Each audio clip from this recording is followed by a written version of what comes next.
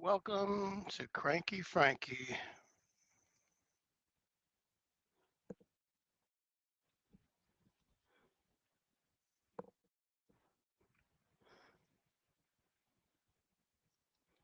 Hello, hello.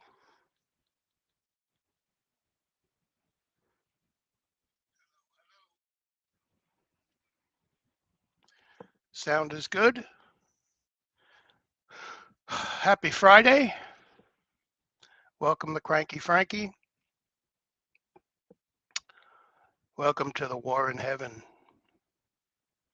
This is a pretty serious thing. This is where war actually starts.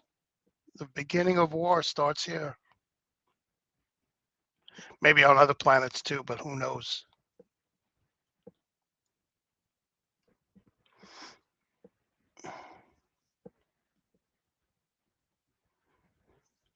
So we're going to hang out for a few minutes. This is going to be about 2 hours and 15 minutes.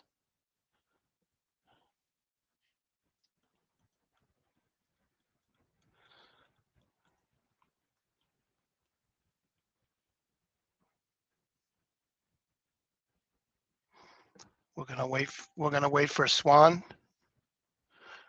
So I know she wanted to see it, so I'm playing it. I'm sure she'll be here momentarily.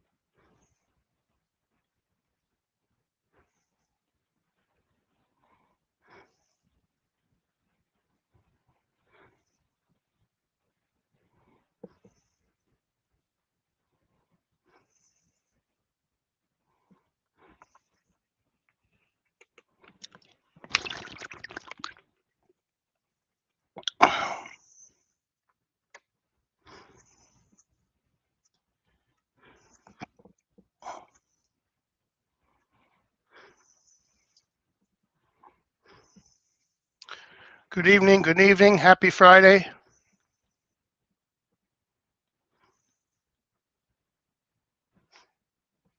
Welcome all. Welcome, welcome.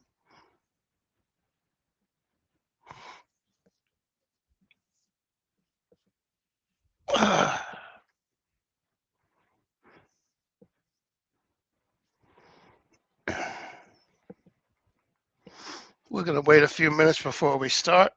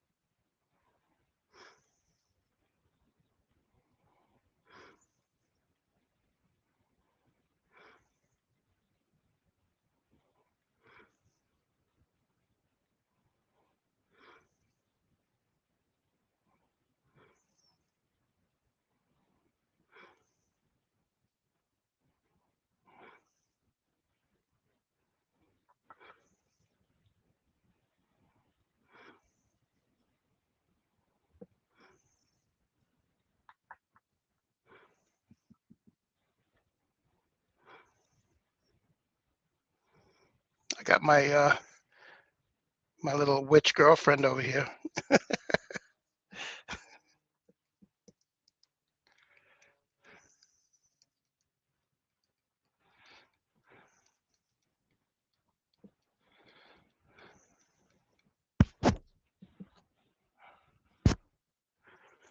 Well, 6:05. I'll wait a few more minutes.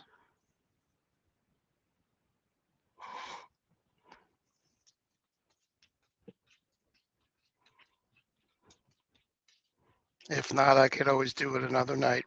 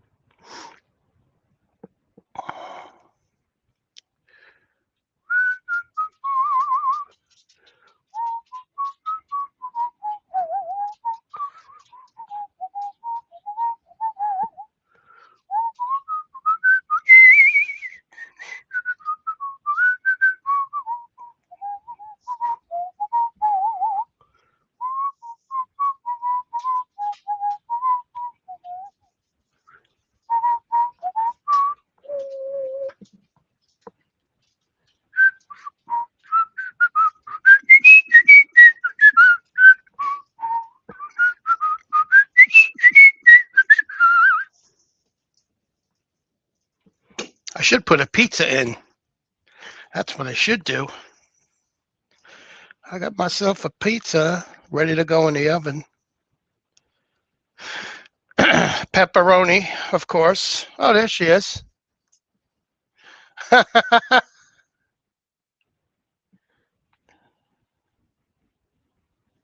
What's up? Good to see you. That wasn't a TV show.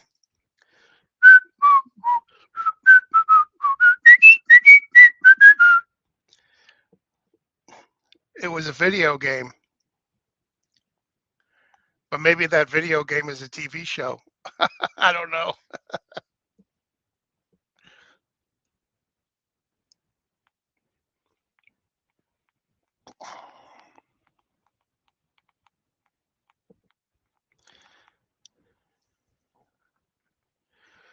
No, that wasn't Andy.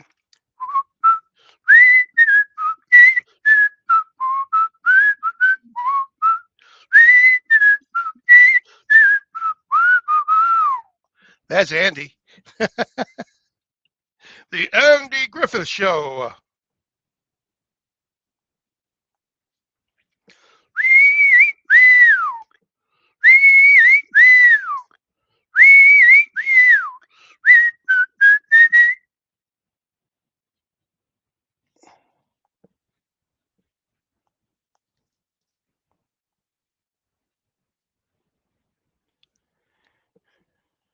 Yeah, you lost on that one anyway. Oh, are you ready for the show?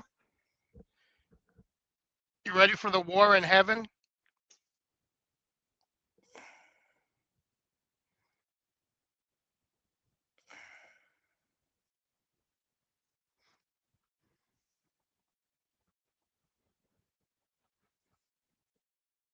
Ready.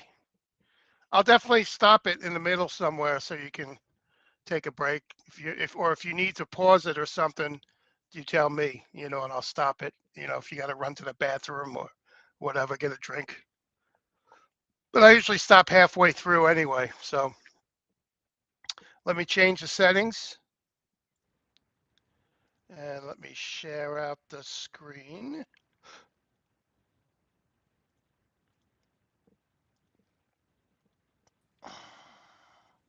Here we go. Get ready.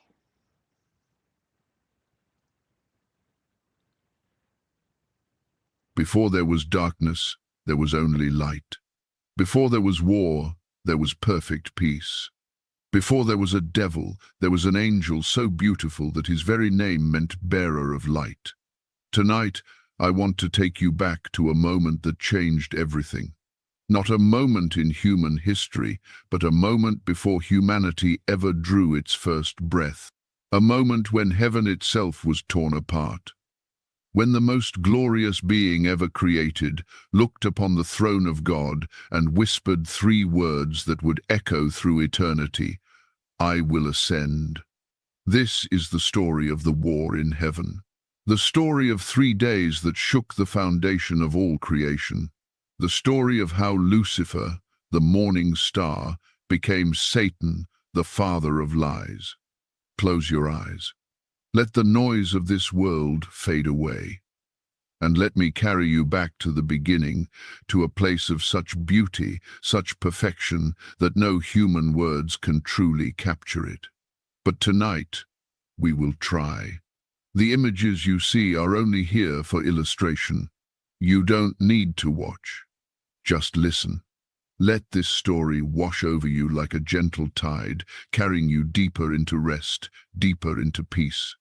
And as you drift, remember this: what happened in those 3 days still echoes today. The battle that began in heaven continues on earth. But the end has already been written. Let us begin. Enter the trading arena and go from the bullpen to the bull market. Turn data into sharper. Chapter 1. In the beginning, there was light. In the beginning, before the earth was formed, before the stars were hung in the velvet darkness of space, there was heaven. It was not a place as we understand places. It was not built with stones or wood or metal. Heaven was, and is, the dwelling place of God himself. A realm where light does not come from a sun, but from the very presence of the Almighty. Where every surface gleams with a radiance that never fades.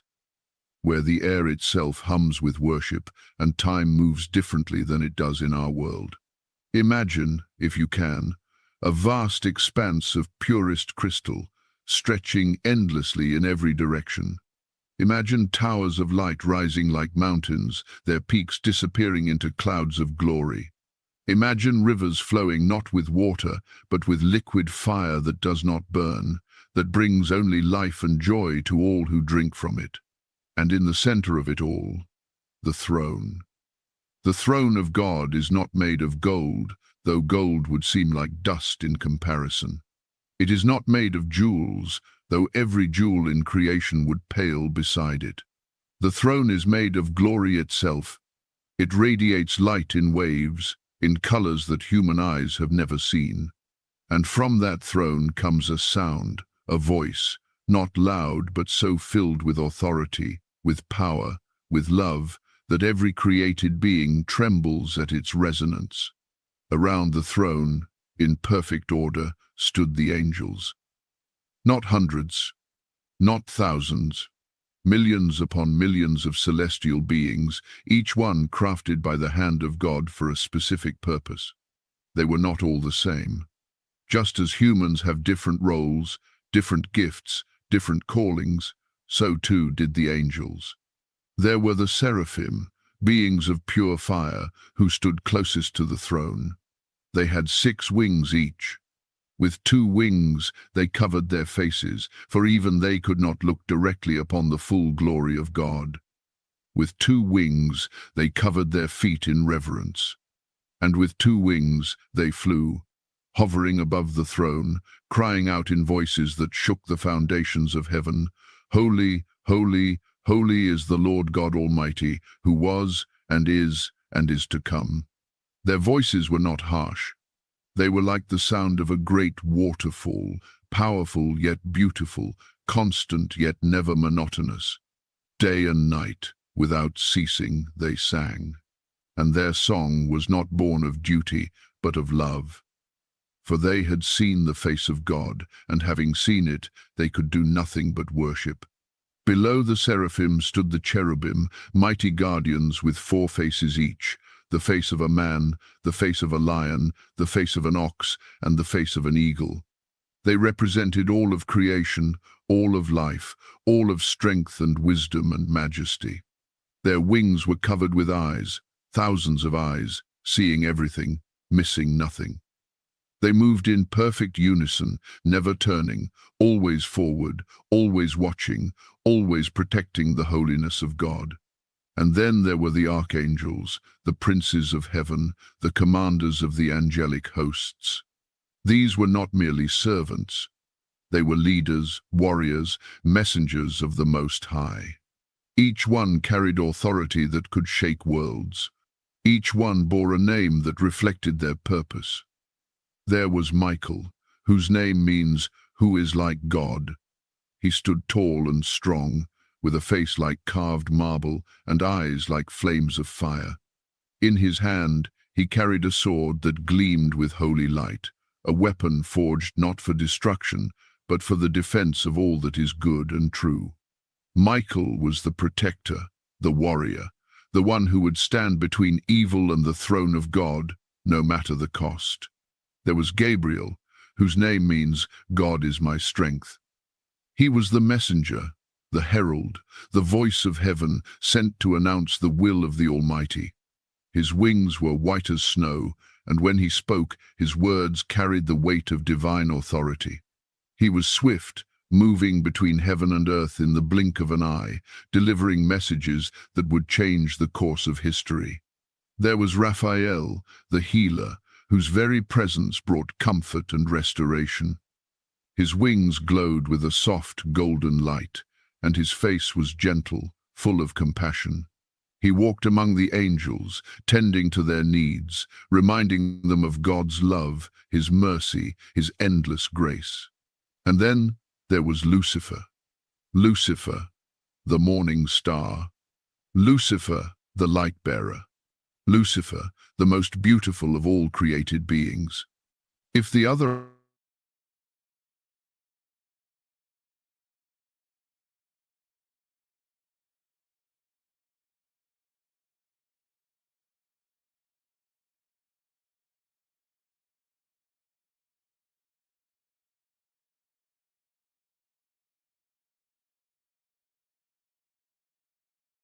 stone, sapphire and emerald, ruby and topaz, jasper and carnelian.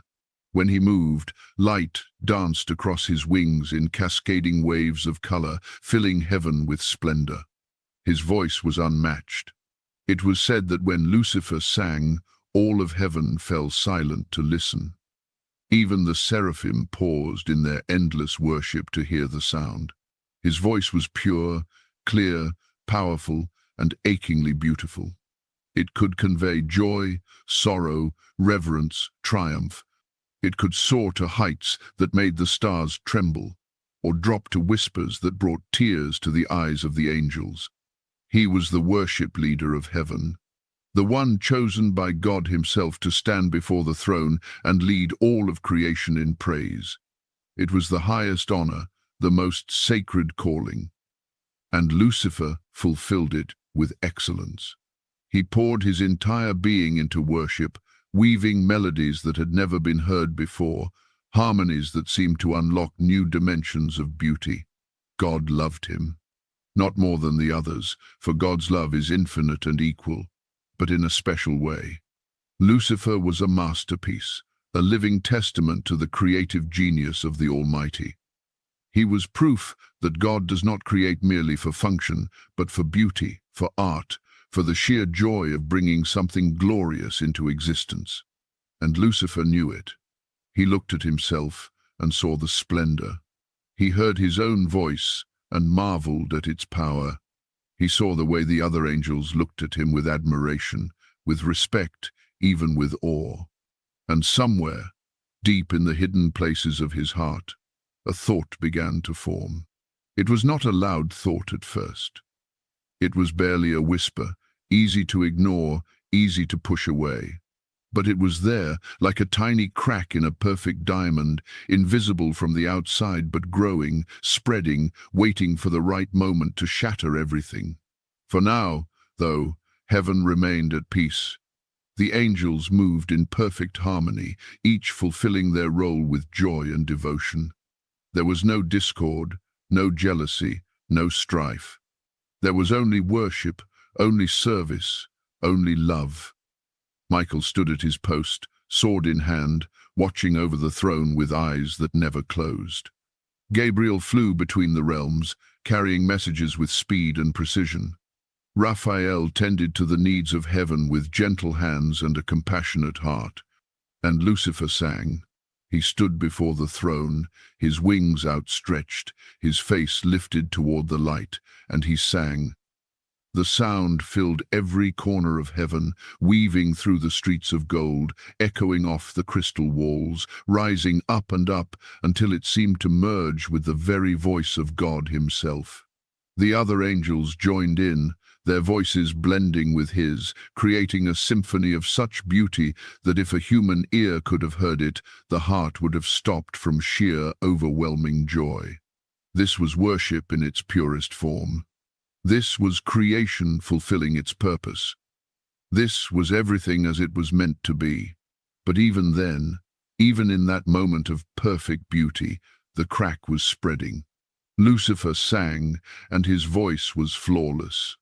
But his eyes, if anyone had looked closely, were no longer fixed on the throne. They were drifting, just slightly, just for a moment, to his own reflection in the crystal beneath his feet. And in that reflection, he saw himself. Beautiful, powerful, glorious. And he began to wonder. The thought was still small, still quiet. But it was there, and it was growing. Heaven did not know it yet, but the countdown had begun. The perfect peace was living on borrowed time. The light was about to be challenged by a darkness that had never existed before, a darkness that would not come from outside, but from within. For now, the angels sang. The throne blazed with glory, and all of creation bowed in reverence before the one who made them. But the seed had been planted, and soon, very soon, it would sprout. The morning star was about to fall, and when he fell, he would not fall alone. Chapter 2. The Seed of Pride. There are moments in eternity that change everything.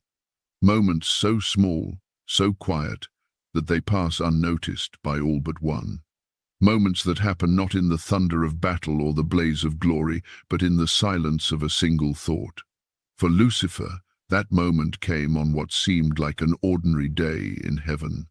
If heaven could be said to have days, if eternity could be measured in moments, he stood, as he always did, before the throne. The light washed over him in waves, warm and pure. The voices of the seraphim rose and fell in their endless song. The presence of God filled every space, every breath, every heartbeat of existence. Lucifer lifted his voice to join the chorus. The sound that came from his lips was, as always, perfect. Notes cascaded from him like water from a fountain, clear and bright and beautiful. The other angels turned toward him, their faces glowing with joy at the sound. And in that moment, something shifted. It was not the music.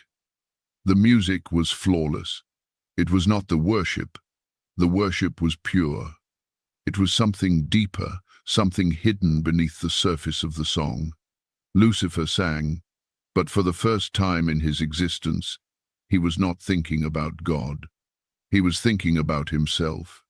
He noticed, as if for the first time, how the light caught on his wings, scattering rainbows across the crystal floor. He noticed how the other angels looked at him, their eyes filled with admiration. He noticed the power in his own voice, the way it seemed to command attention, to draw every gaze toward him. And he thought, I am magnificent. It was not an untrue thought. He was magnificent. God had made him that way. Every fiber of his being was crafted for beauty, for excellence, for glory. But the thought did not stop there. I am magnificent, he thought again. More magnificent than the others. More beautiful than Michael, more powerful than Gabriel, more splendid than any creature that has ever been made. Still, the thought continued. If I am so glorious, the whisper came from somewhere deep inside, then why do I bow? Why do I serve?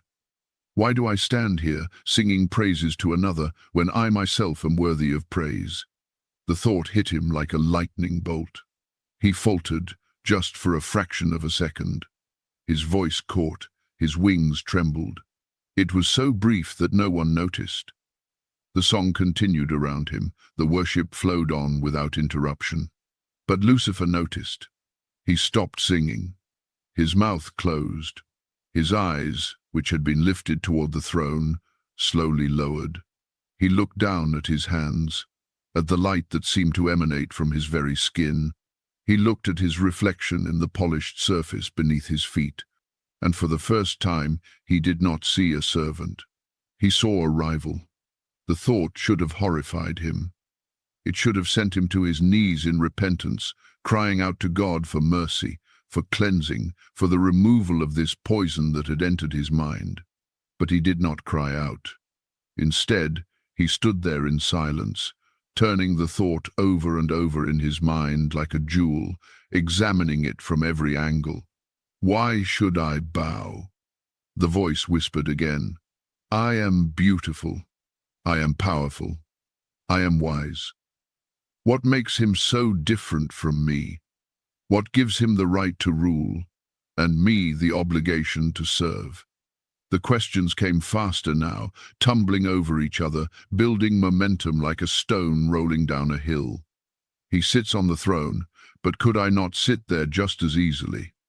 He receives the worship, but is my voice not sweeter? He commands the angels, but do they not already look to me with love and respect? And then, the darkest thought of all, what if I am not meant to serve? What if I am meant to rule? The moment those words formed in his mind, something changed. Not in heaven. Heaven remained as it always was, radiant and perfect and holy. But in Lucifer, something broke. Something that could never be repaired. It was as if a door had opened inside him, a door that had always been locked, a door that was never meant to be opened. And through that door poured a flood of thoughts, of desires, of ambitions that he had never known before. He imagined himself on the throne. He imagined the angels bowing before him. He imagined his voice not raised in worship, but receiving it. He imagined a kingdom where he was not the servant, but the king. And the image did not repel him.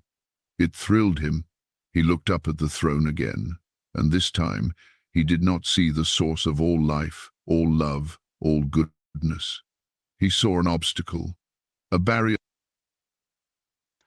I had to stop for a second. Is that a laptop that they're looking at? It looks like they're on the internet. They got a nice laptop going on over there.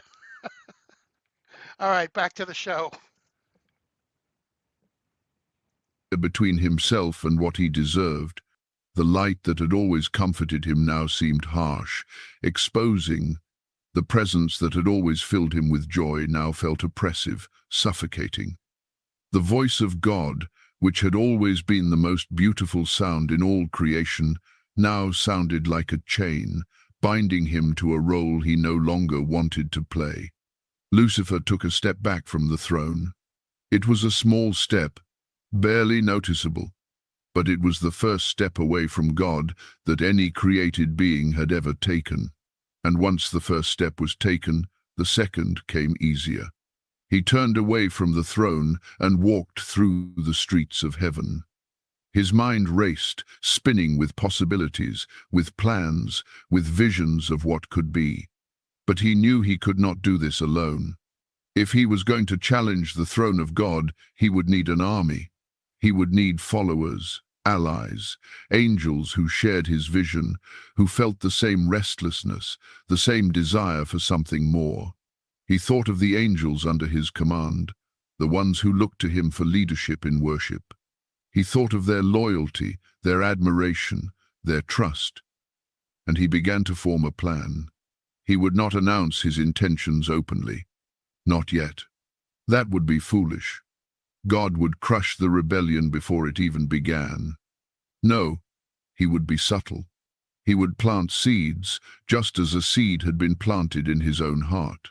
He would ask questions, raise doubts, stir longings that the angels did not even know they had. He would start with those closest to him, the ones who trusted him most. He would speak to them in private, in whispers, in the quiet moments when the worship had ended and the throne room had emptied. And he would watch. He would wait. He would see who responded, who resonated with his message, who was willing to consider the unthinkable. The thought brought a smile to his face. Not a smile of joy, but something colder, something sharper. It was the first time in all of eternity that an angel had smiled without love in his heart. He spread his wings and flew to the outer courts of heaven, where the lesser angels dwelt. As he moved through the light, he rehearsed his words, his arguments, his seductions. He did not know it yet, but he had already lost. The moment he chose himself over God, the moment pride took root in his heart, his fate was sealed. There could be no victory in rebellion against the Almighty. There could only be ruin. But pride is a blinding thing. It convinces the heart that it is wiser than it is, stronger than it is, more deserving than it is. And Lucifer, the light-bearer, the morning star, was now blind. He no longer saw the truth. He saw only what he wanted to see. And what he wanted was a throne that would never be his. The rebellion had begun, not with a war, not with a battle, but with a thought, a single, poisonous thought that would soon spread like wildfire through the halls of heaven. And before long, the light would be challenged by darkness. The perfect peace would be shattered by war, and the morning star would begin his long, terrible fall. Chapter 3. Whispers in Paradise. Heaven had never known secrecy before. Everything in that holy place had always been open, transparent, bathed in the light of God's presence. There were no shadows to hide in, no dark corners where whispers could be concealed. Angels moved freely, spoke freely, loved freely, with hearts that had nothing to hide and no reason to hide anything. But now, for the first time, there were secrets. Lucifer had become a master of them. He moved through heaven with the same grace he had always possessed, his wings gleaming, his voice still raised in worship when he stood before the throne. To the casual observer, nothing had changed. The morning star was still the morning star, brilliant and beautiful and devoted. But those who looked closely, those who knew him well, began to notice small things. The way his eyes no longer seemed to focus on the throne during worship, but drifted to the angels around him, measuring, calculating, assessing. The way he lingered after the others had left, speaking quietly with certain angels, his voice low and urgent. The way he smiled, but the smile no longer reached his eyes. Michael noticed. He stood at his post near the throne, his hand resting on the hilt of his sword, and he watched. Michael had known Lucifer since the beginning, had fought beside him, had worshipped beside him, had called him brother. And now something in his spirit was troubled. He could not name it at first. It was just a feeling, a sense that something was wrong, that the harmony of heaven had developed a discordant note. One day, after the worship had ended, Michael approached Lucifer. "Brother," he said, his voice warm but cautious. "Walk with me." Lucifer turned, and for just a moment, something flickered across his face. Annoyance, suspicion.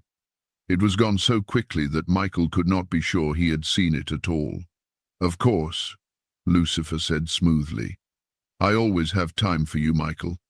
They walked together through the streets of gold, past fountains of living water, past gardens where flowers bloomed in colors that had no names. For a while, neither spoke. The silence between them was not comfortable as it once had been. It felt heavy, weighted with things unsaid. Finally, Michael spoke. "Is everything well with you, Lucifer?" "Of course," Lucifer replied, too quickly. "Why would it not be?" "I do not know," Michael said slowly, "but I sense a change in you, a distance, as if your heart is no longer fully here." Lucifer stopped walking. He turned to face Michael, and his expression was unreadable. "My heart," he said softly, "is exactly where it has always been. It was not a lie, not technically, His heart was still in heaven, but it was no longer with God. Michael studied him for a long moment. "If something troubles you," he said, "you can speak to me. We are brothers. There is nothing that cannot be shared in the light." Lucifer smiled, and this time it was genuine, though not kind. "You are right, Michael. We are brothers. But tell me, have you never wondered why some brothers are given swords, while others are given songs? Why some stand guard, while others stand in glory?" Michael frowned. "Each of us has the role God has given us. Each role is necessary. Each is good." "Good," Lucifer repeated, tasting the word. "Yes, but is good enough?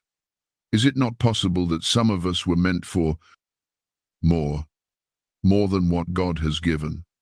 Michael's voice hardened. "There is no more than what comes from his hand." Lucifer's smile faded. "Of course," he said quietly. "You are right. Forgive me. I spoke foolishly." But Michael was not reassured. He watched as Lucifer turned and walked away, his wings catching the light, scattering brilliance in his wake. And Michael knew, with a certainty that settled like stone in his chest, that something had gone terribly wrong. But Lucifer was not speaking only to Michael. In the days that followed, he sought out others, angels who served under him in the choir, angels who had shown him particular devotion, angels whose hearts, he sensed, might be open to his message. He did not speak of rebellion. Not yet. That word would have sent them fleeing in horror. Instead, he spoke of freedom, of potential, of the unfairness of a system where some were exalted and others overlooked. He found an angel named Beelzebub who served among the cherubim. Beelzebub was strong, intelligent, ambitious. He had always performed his duties with excellence, but there was a restlessness in him, a hunger for recognition that had never been fully satisfied. Lucifer approached him in a quiet moment when the worship had ended and the throne room was empty. "Beelzebub," he said warmly, "you served well today." Beelzebub bowed his head. "Thank you, my lord. I seek only to please the Most High." "And you do," Lucifer assured him. "But tell me, have you never felt that your gifts are wasted in such simple tasks? A being of your strength, your wisdom, standing guard over a throne that needs no guarding." Beelzebub looked up, surprised. I serve where I am called." "Of course you do," Lucifer said. "As do we all. But what if there were another way? What if we did not have to wait for a calling, but could choose our own paths? What if we were not servants, but equals?" The word hung in the air between them. "Equals," Beelzebub whispered, with God." Lucifer placed a hand on his shoulder. "Is it so impossible? Look at yourself. Look at what you are. Do you not carry divine light? Do you not possess power and wisdom and glory? What is the difference between you and the one on the throne, except that he was first and you came after?" Beelzebub's eyes widened. The thought had never occurred to him before. It was blasphemous, unthinkable, utterly contrary to everything he had ever known. And yet, the thought took root. "What are you suggesting?" he asked, his voice barely audible. Lucifer leaned closer. "I am suggesting," he said softly, "that we do not have to live as servants forever. That there is another way, a better way. A way where we take our rightful place, where we are honored as we deserve, where we answer to no one but ourselves." He paused, letting the words sink in. "But I cannot walk that path alone," he continued. "I need those who see as I see, those who are brave enough to reach for something greater, those who will stand with me when the moment comes." "Stand with you." Beelzebub's voice trembled. Against against him. Lucifer did not answer directly.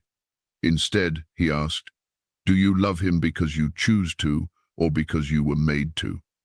It was a question designed to unravel everything, and it worked.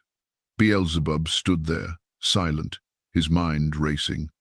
He had never questioned before. He had never doubted. But now, the seed had been planted. "Think on it," Lucifer said, stepping back. "We will speak again."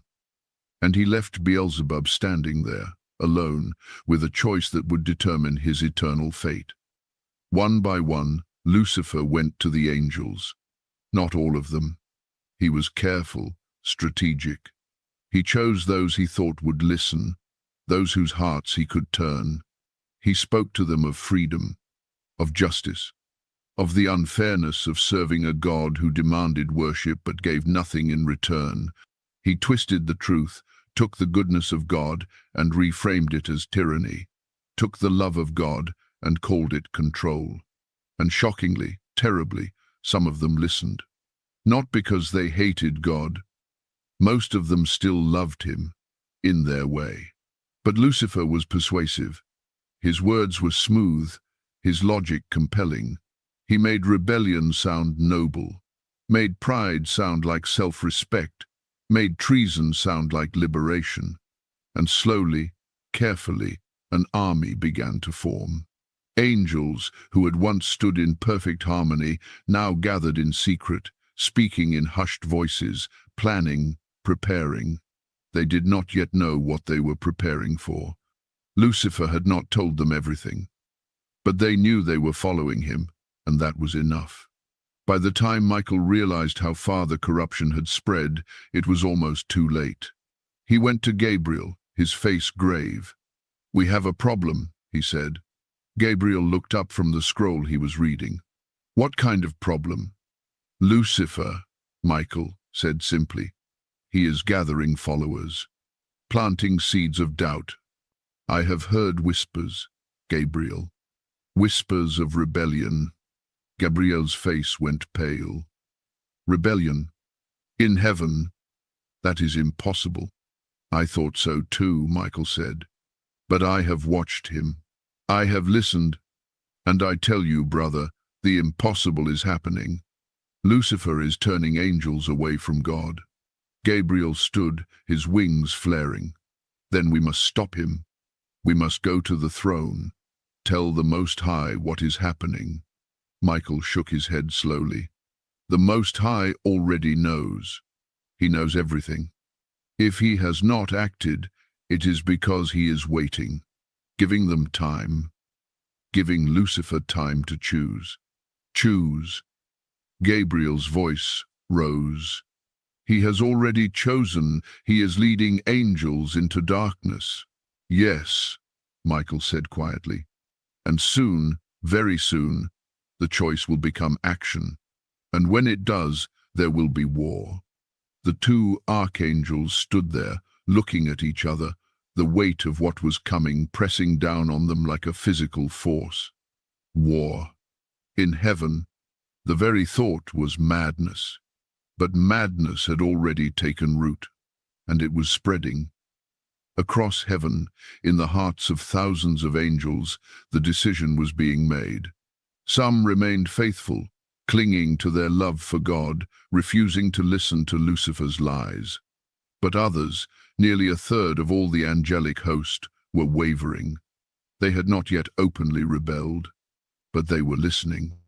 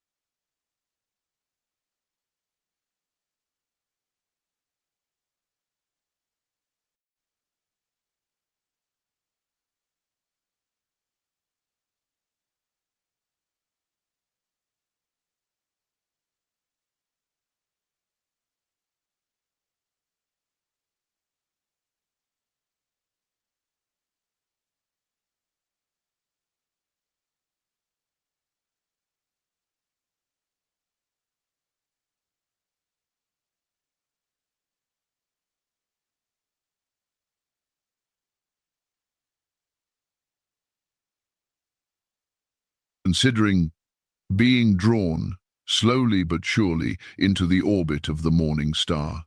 And Lucifer, seeing his army grow, felt his confidence swell. He began to believe his own lies.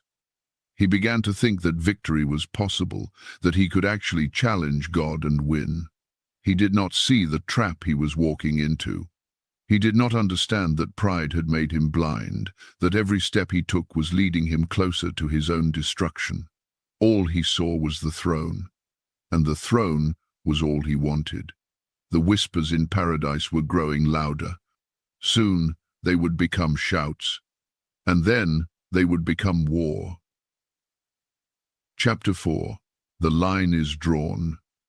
There comes a moment in every conflict when words end and action begins, when the tension that has been building finally reaches its breaking point, when the choice that everyone has been avoiding can no longer be delayed. For heaven, that moment arrived like the slow dawn of a terrible day. It began with silence. The worship that had always filled every corner of heaven, the endless song of praise that rose from millions of voices, began to falter. Not all at once, not dramatically, but here and there, voices dropped out. Angels who had always sung with fervor now stood mute, their lips pressed together, their eyes distant. The seraphim noticed first. Their song, which had never ceased since the moment of their creation, suddenly sounded thin, incomplete. They looked around, confused, sensing the absence but not understanding it. Then they saw, throughout the vast expanse of heaven, angels were moving. Not toward the throne, as they always had, but away from it. They were gathering in a different place, at the far edge of the crystal sea, where Lucifer stood with his wings spread wide, addressing the crowd that had assembled before him. His voice carried across the distance, clear and powerful and terribly persuasive. "Brothers," he was saying, "sisters, fellow bearers of light. For too long, we have bowed. For too long, we have served without question, without voice, without choice. We were told this was love, but I ask you, is it love to demand worship? Is it love to create beings with the capacity for greatness, only to keep them forever beneath you?" The angels before him murmured, some nodding, some looking uncertain. Lucifer continued, his voice rising. "We are not lesser beings. We carry the same divine spark, the same power, the same glory. The only difference between us and the one on the throne is that he will not share it. He hoards his authority, his dominion, his honor, and calls it righteousness." He paused, letting his words sink in. "But I say to you, there is another way. A way where we are not servants, but sovereigns. Where we do not beg for scraps of recognition, but take our rightful place as equals. Where the light that shines from us is not reflected, but our own." His eyes blazed with passion, with conviction, with the absolute certainty of the self-deceived. "I will ascend," he declared, his voice ringing like a bell across heaven. "I will raise my throne above the stars of God. I will sit on the Mount of Assembly, in the far reaches of the north. I will ascend above the heights of the clouds. I will make myself like the Most High." The words hung in the air, terrible and beautiful and utterly damning. For a moment, no one moved. No one breathed. And then, slowly, one angel stepped forward. Then another. Then another.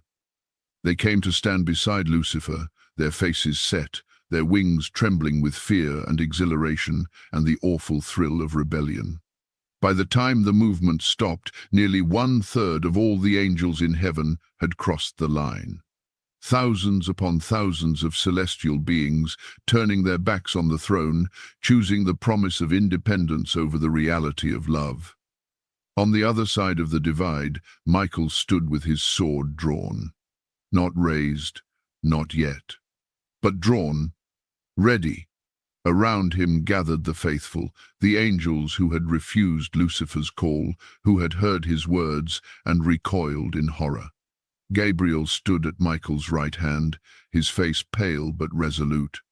Raphael stood at his left, tears streaming down his face as he watched friends, brothers, companions of countless ages walk away from everything they had ever known. "How did this happen?" Raphael whispered. "How did we not see?" "We saw," Gabriel said quietly. "We simply did not believe it could go this far." Michael said nothing.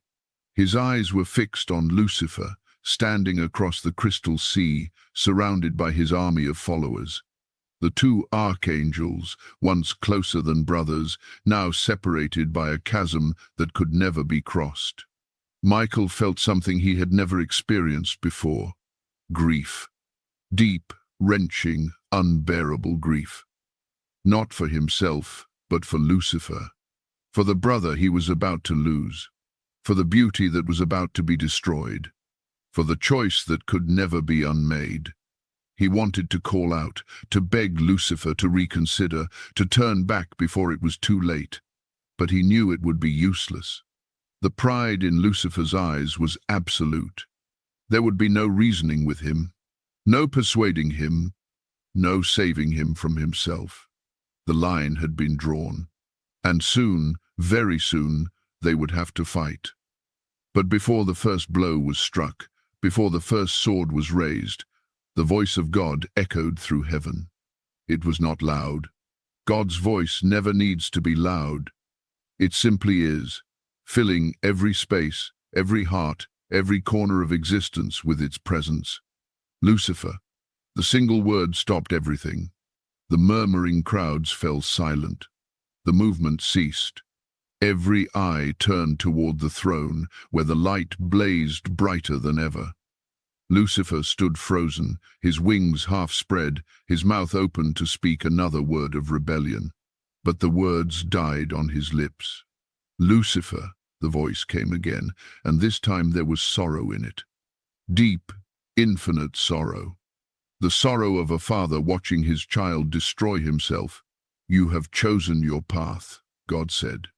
"But before you walk it, I will give you one final chance to turn back. Kneel before me now. Confess your pride. Ask for forgiveness. And I will restore you to your place, as if this rebellion had never been." The offer hung in the air, shimmering with possibility. Michael held his breath. Every faithful angel held their breath. Even some of those standing with Lucifer seemed to waver, hope flickering in their eyes. This was it, the moment of decision, the last opportunity for redemption. Lucifer stood there, the light of God's presence washing over him, warming him, calling him back. And for just a second, just the briefest fraction of a moment, his expression softened. His wings drooped, his eyes filled with something that might have been regret. But then his jaw tightened, his eyes hardened, his wings spread wide once more. "No," he said, and his voice was cold as stone. "I will not kneel. Not now. Not ever. I would rather rule in darkness than serve in light." The words echoed through heaven like a death sentence, because that is exactly what they were. "So be it," God said, and the sorrow in his voice was replaced by something else. Something final, something absolute. Michael stepped forward, his sword now raised, gleaming with holy fire. "Yes, Lord," he said, his voice steady despite the breaking of his heart. "Defend my throne," God commanded. "Cast out the rebels. Let those who have chosen darkness dwell in darkness. Let those who have rejected my love learn what it means to live without it." Michael bowed his head. "It will be done." He turned to face Lucifer across the divide, and their eyes met. Once, those eyes had looked at each other with friendship, with brotherhood, with love. Now, there was only sadness on one side, and hatred on the other. "Brother," Michael said quietly, "one last time. Please, do not do this." Lucifer smiled, but there was no warmth in it. "You were always weak, Michael. Always too bound by duty, too afraid to reach for greatness. When this is over, when I sit on that throne, I will remember your loyalty, and I will pity you for it." Michael closed his eyes briefly, letting the pain wash over him. Then he opened them, and when he did, there was no more room for mercy. "Then let it begin," he said. Across heaven, the armies formed. The faithful on one side, blazing with holy light, their weapons drawn, their faces set with grim determination. The rebels on the other, dark shadows beginning to creep into their radiance, their eyes wild with defiance and fear. Between them, the crystal sea stretched like a vast battlefield, waiting to be stained with something it had never known before. Conflict, violence, war. The angels had been created for worship, for service, for love. But now they would have to learn something new. They would have to learn how to destroy each other. Lucifer raised his hand, and his voice thundered across the divide. For freedom, for glory, for ourselves. His army roared in response, a sound like the rushing of a great wind, terrible and exhilarating. Michael raised his sword, and it blazed with light so pure, so bright, that even the rebels had to shield their eyes.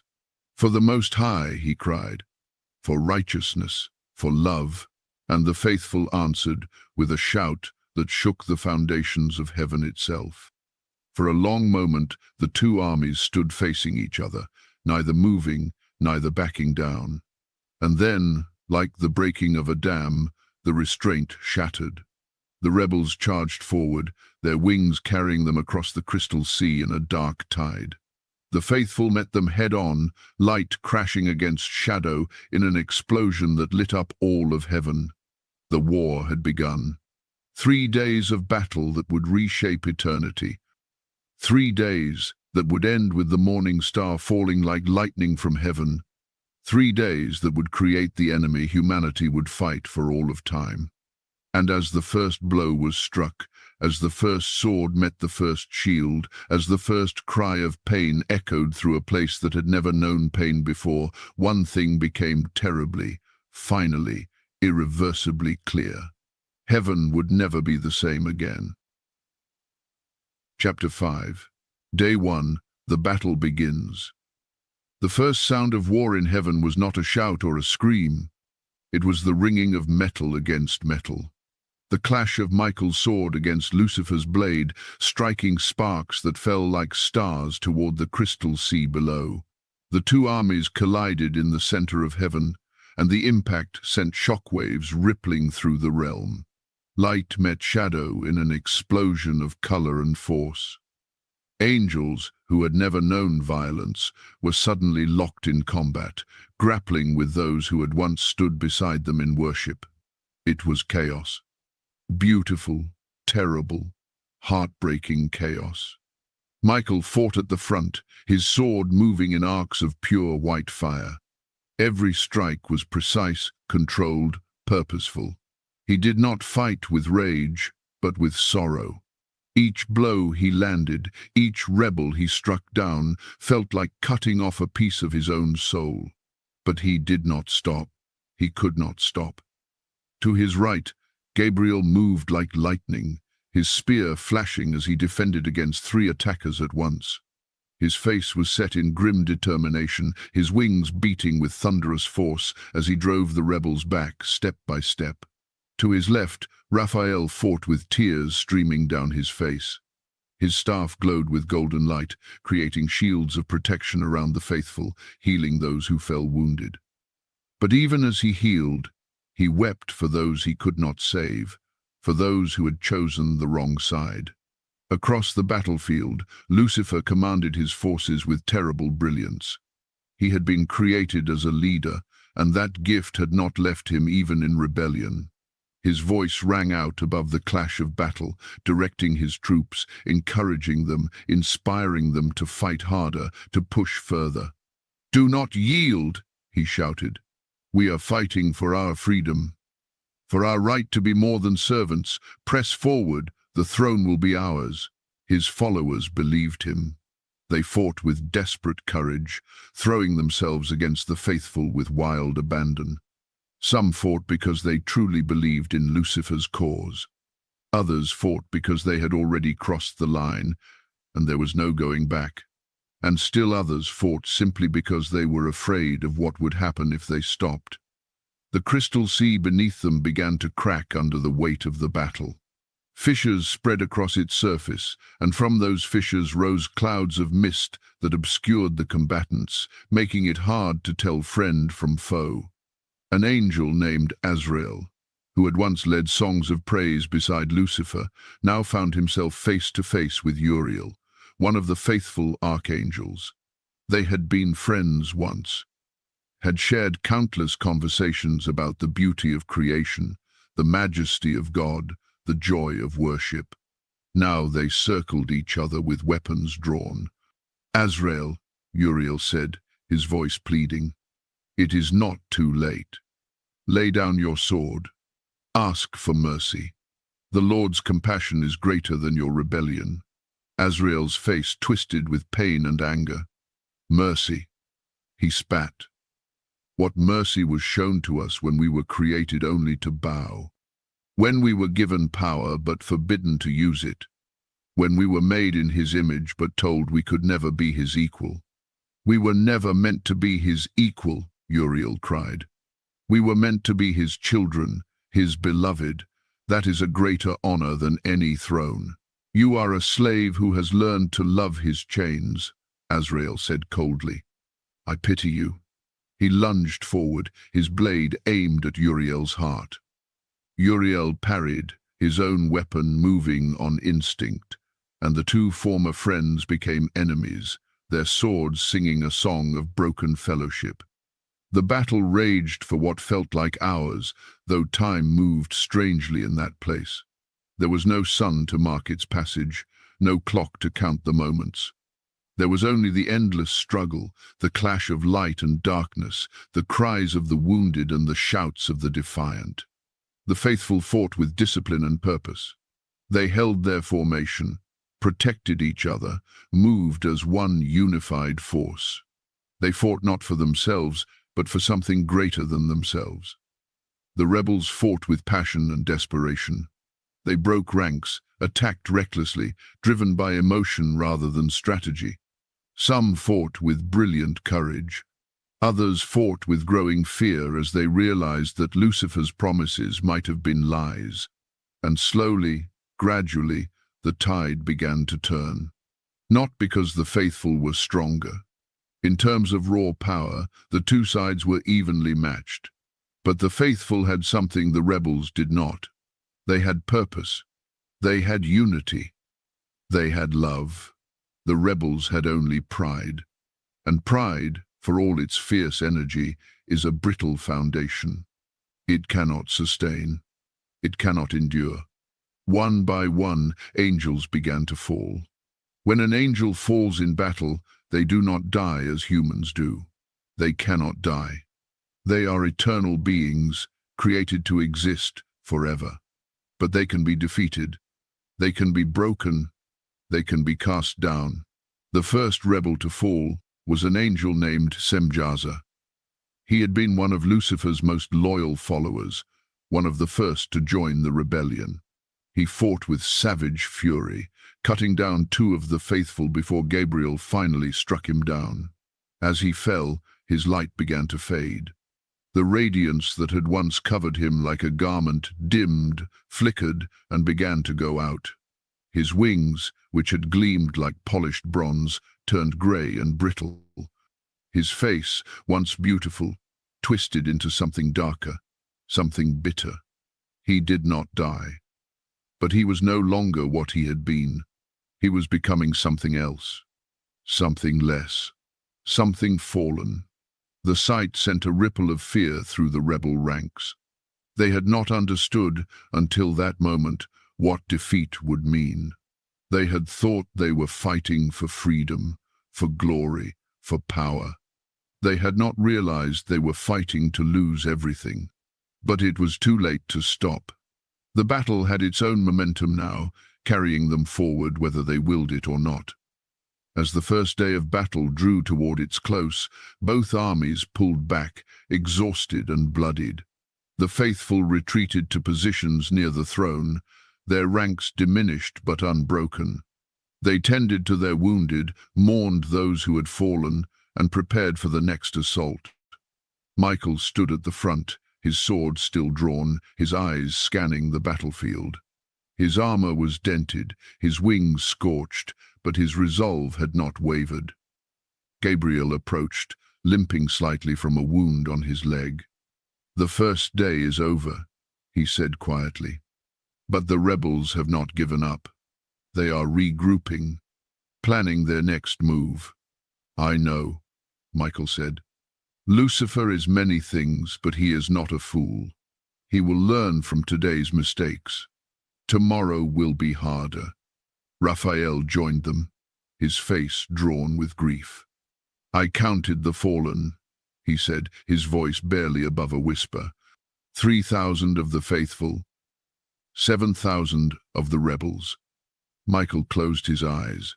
10,000 angels, 10,000 souls who will never be what they were meant to be. "And the battle has only just begun," Gabriel said. They stood there in silence, 3 archangels who had never known war before, trying to comprehend the magnitude of what was happening. Across the battlefield, in the rebel camp, Lucifer stood among his followers. His face was dark with anger and frustration. The first day had not gone as he had planned. He had expected a quick victory, a decisive blow that would send the faithful fleeing and leave the throne undefended.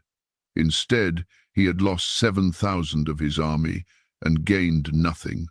Beelzebub approached, his armor scorched and dented. "My lord," he said hesitantly, "some of the others are beginning to question. They are afraid. They did not expect." "I know what they expected," Lucifer snapped. "They expected an easy victory. They expected glory without cost. But that is not how thrones are won." He turned to address the assembled rebels, his voice ringing with forced confidence. "This is only the first day," he declared. "Yes, we have suffered losses. Yes, the battle was harder than we anticipated. But we have not been defeated. We still stand. We still fight. And we will not stop until that throne is ours." Some of the angels cheered, rallying to his words.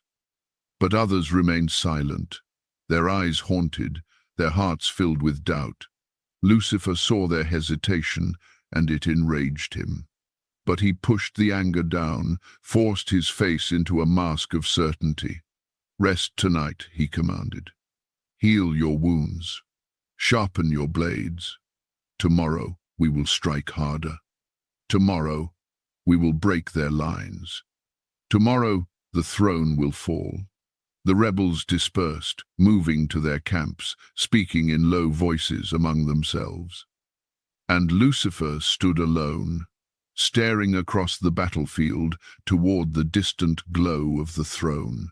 He had come too far to turn back, had sacrificed too much to surrender, had promised too much to admit he was wrong. So he would fight.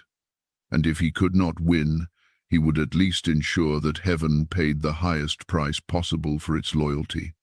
The first day had ended. 2 more days of battle remained. And before those days were over, the morning star would learn the true cost of pride. The crystal sea beneath his feet was already stained with the light of fallen angels. Soon it would be stained with his own. Chapter 6. Day 2. The tide turns.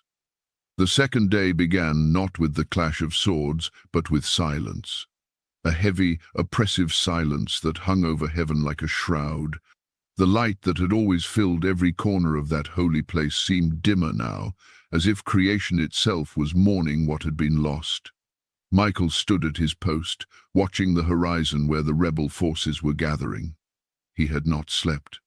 Angels did not need sleep as humans do, but they could rest, could restore themselves.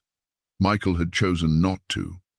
He had spent the night in prayer, his sword planted in the crystal ground before him, his head bowed before the throne. He had asked for strength, for wisdom, for the grace to do what had to be done without losing himself in the process. Now, as the second day dawned, he felt the weight of command pressing down on him like never before. Yesterday had been chaos, instinct, reaction. Today would be different. Today, both sides knew what they were facing. Today, the battle would be strategic, calculated, brutal. Gabriel approached, his face grim. "The scouts have returned," he said. "Lucifer has reorganized his forces. He has placed his strongest warriors at the front, planning a direct assault on our center. He means to break through to the throne itself." Michael nodded slowly. "Then we will meet him there. Reinforce the center. Pull warriors from the flanks if necessary. The throne must not be threatened." "And if he breaks through anyway?" Gabriel asked quietly. Michael's hand tightened on the hilt of his sword. "He will not break through. I will stop him myself if I must." The determination in his voice left no room for doubt. Across the battlefield, Lucifer was addressing his commanders. His eyes were wild now, burning with an intensity that bordered on madness. The doubt he had seen in his followers last night had shaken him more than he wanted to admit.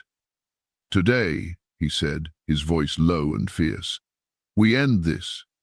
No more hesitation, no more mercy. We strike at the heart of their defense. We push through to the throne.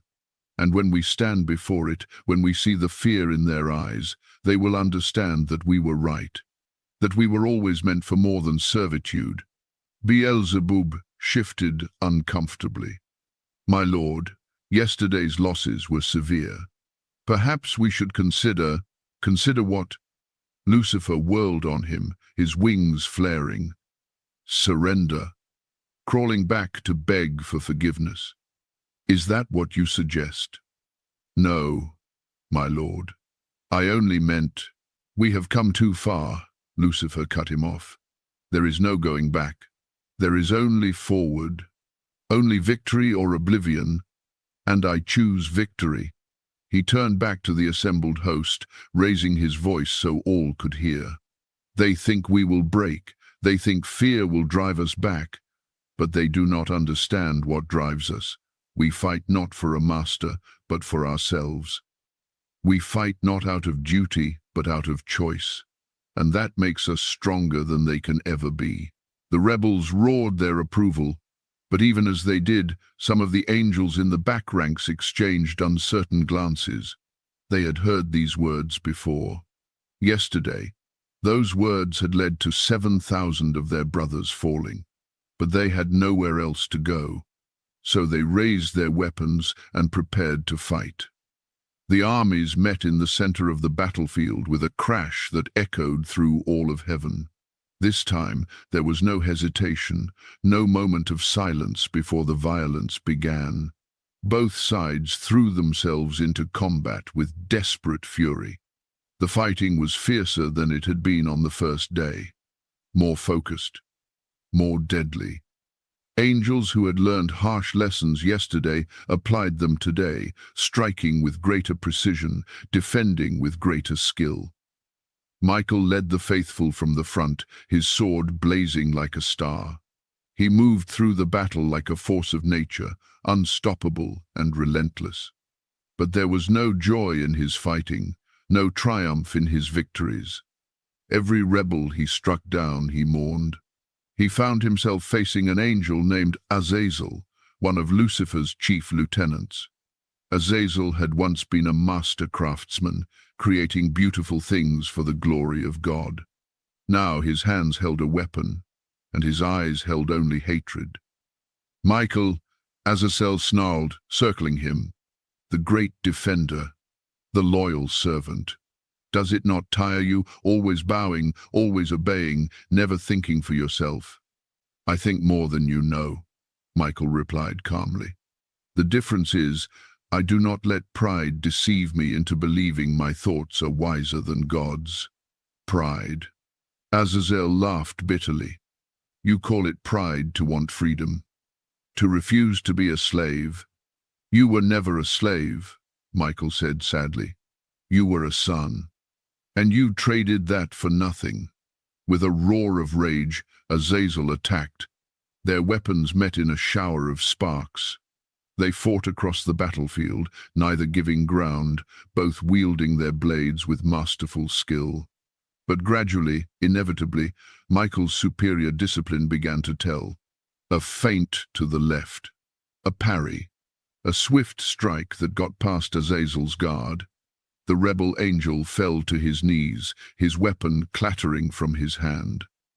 The light began to fade from his form, shadows creeping in where radiance had once dwelt. Michael stood over him, his sword raised for the final blow. But he hesitated. Please, he said quietly. Even now, it is not too late. Renounce this rebellion. Ask for mercy. Azazel looked up at him, and for a moment, something flickered in his eyes. Regret. Longing. The ghost of what he had once been. But then his face hardened. I would rather fall forever than bow for even a moment. Michael's heart broke, but his duty remained clear. Then fall you shall, he said, and brought his sword down. Azazel's scream echoed across the battlefield as the light left him entirely, as he became something twisted, something fallen, something that would haunt the earth for ages to come. Michael turned away, unable to watch the transformation. His hands trembled on his sword. How many more? How many more brothers would he have to strike down before this was over? While Michael fought in the center, the battle raged across the entire expanse of heaven. The faithful held their ground, but barely. The rebels fought with the desperation of those who knew they were losing, throwing themselves forward in wave after wave of attacks. Raphael moved through the chaos, his staff glowing as he healed the wounded and protected the weak. But even his power had limits. There were too many injured, too much pain, too much loss. He knelt beside a young angel who had been struck down, her wings shattered, her light fading. She looked up at him with eyes full of fear and confusion. Why? She whispered. Why is this happening? Why are we fighting each other?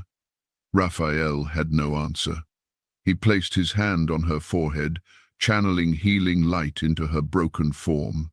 Rest, he said gently. Be at peace. But even as he spoke the words, he wondered if peace would ever return to heaven. Across the field, Gabriel fought with cold efficiency. Unlike Michael, who fought with sorrow, Gabriel fought with anger. Anger at the waste, at the stupidity, at the arrogance that had brought them to this point. He cut through the rebel lines like a blade through water, his spear finding its mark again and again. But for every rebel he struck down, two more seemed to take their place. They were not winning fast enough. The rebels were being defeated, but slowly, at terrible cost. At this rate, the battle could go on for days, weeks, and heaven, beautiful, perfect heaven, would be left scarred beyond recognition. As the day wore on, the tide began to turn more decisively. The rebels, despite their fierce courage, were losing ground. Their ranks were thinning, their strength failing. The promises Lucifer had made, the visions of easy victory he had painted, were proving to be lies. Some began to break, to flee, to throw down their weapons and try to escape the battlefield. But there was nowhere to go. Heaven was not infinite. There were no corners to hide in, no shadows to disappear into. And the faithful showed no mercy to deserters. By midday, Lucifer could see that his grand assault had failed. His forces had not broken through to the throne. They had barely made a dent in the faithful's defenses, and he had lost thousands more of his followers. Rage and desperation warred within him. He had been so certain, so confident. How could this be happening? He looked around at his dwindling army, saw the fear in their eyes, the doubt creeping in, and he made a decision.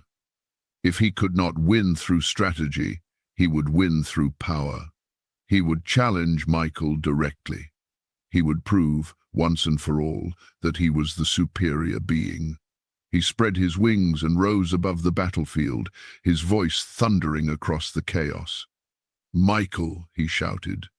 "Michael, I know you can hear me. Stop hiding behind your soldiers. Face me yourself if you dare." The fighting slowed as angels on both sides turned to look. Michael stood in the center of the battlefield, his armor dented and scorched, his face streaked with the residue of battle. He looked up at Lucifer hovering above and felt a deep weariness settle over him. This was what it had come to. Brother against brother. The final confrontation. He had hoped to avoid this. Had hoped that Lucifer might be defeated without it coming to a personal duel. But hope, it seemed, was a fragile thing in war. Slowly, Michael sheathed his sword and began to rise, his wings carrying him upward until he hovered level with Lucifer, the two of them suspended above the battlefield like opposing stars. For a moment, they simply looked at each other. "It did not have to be this way," Michael said quietly. "Yes, it did," Lucifer replied.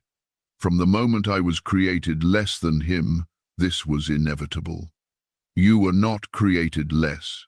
You were created different, with a different purpose, a different glory." Lucifer's eyes blazed. "I was created to bow. I refuse." "Then you refuse life itself," Michael said. "Because in all creation, everything bows to something greater than itself. That is the order of things. That is love." "Then I will create a new order," Lucifer said. "And love will have no place in it." Michael drew his sword one final time. The blade sang as it left its sheath, burning with white fire. "So be it," he said, and his voice was filled with infinite sadness. "Let us end this." Lucifer summoned his own weapon, a blade of darkness that seemed to swallow the light around it. And the two archangels, once brothers, once friends, prepared to destroy each other. The second day was ending, but the final battle was just beginning. And now college is over, and here comes your student loan debt. Is private student loan debt wrecking your life? Chapter 7. All right, let's take a break, I guess, right? Take a short break, get a drink. I got my pizza in the oven. Yeah, commercial came. But that was a good place to stop though. It's a little bit past halfway. It's a pretty wild story, isn't it? It's pretty wild.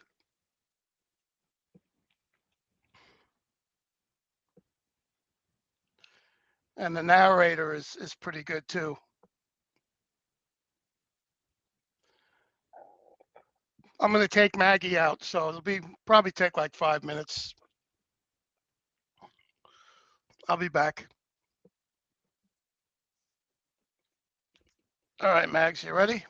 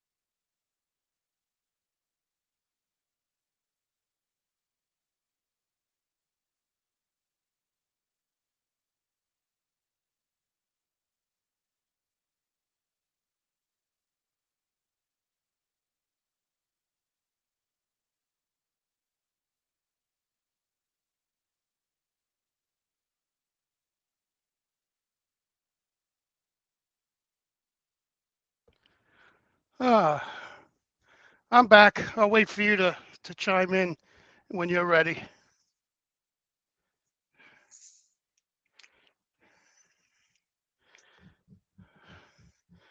I'm going to start eating my pizza, but I'm going to cover my camera because I don't like people watching me eat. I know some people on the internet like to eat in front of people, but I don't know. To me, it's not something I care to do.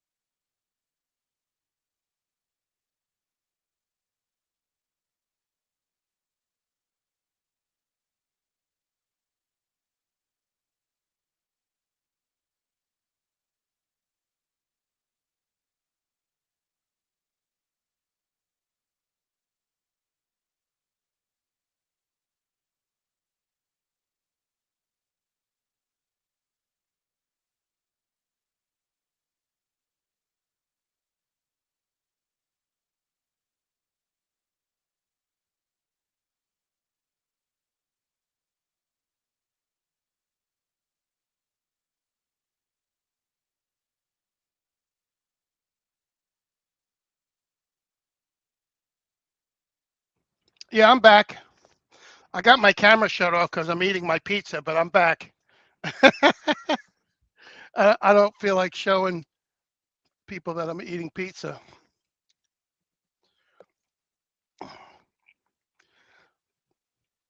So, Danny, I guess if I asked you how work was today, you're going to tell me it was dead, right?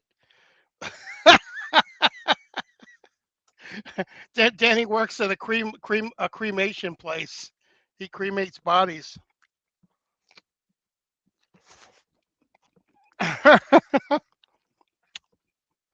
was work today, honey? It was dead.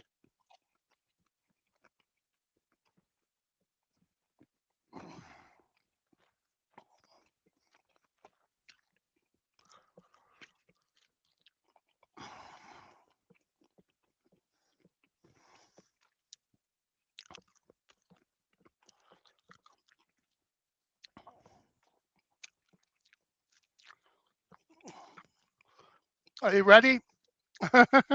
Ready to start again? I'll stay in the chat, don't worry. I just don't feel like eating in front of people.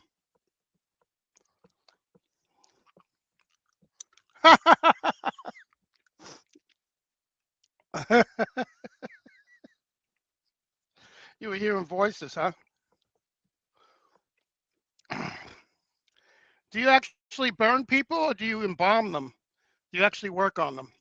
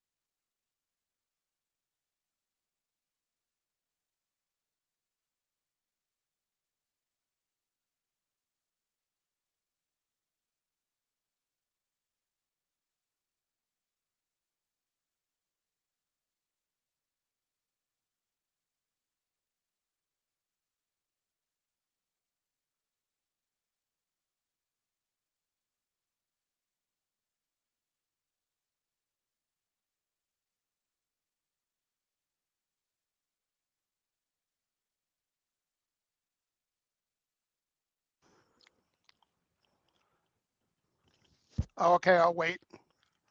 I was going to ask you if you were ready. I'll wait.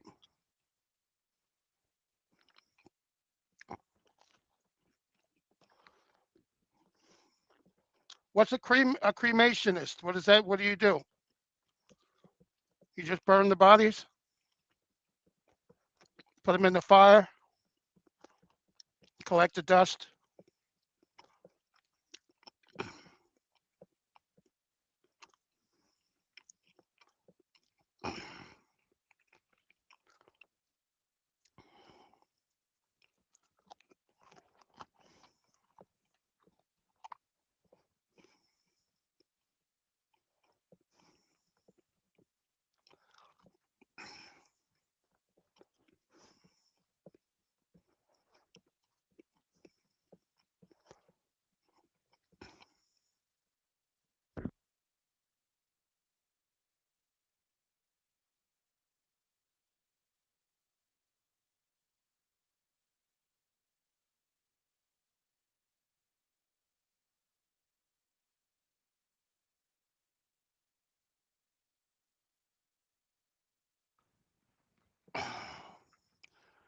Of course, I'm eating pizza.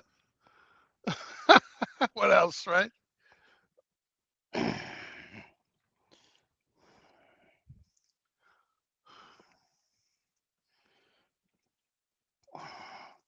Okay, I'll get it rolling again. Change the settings. And we will roll it on one.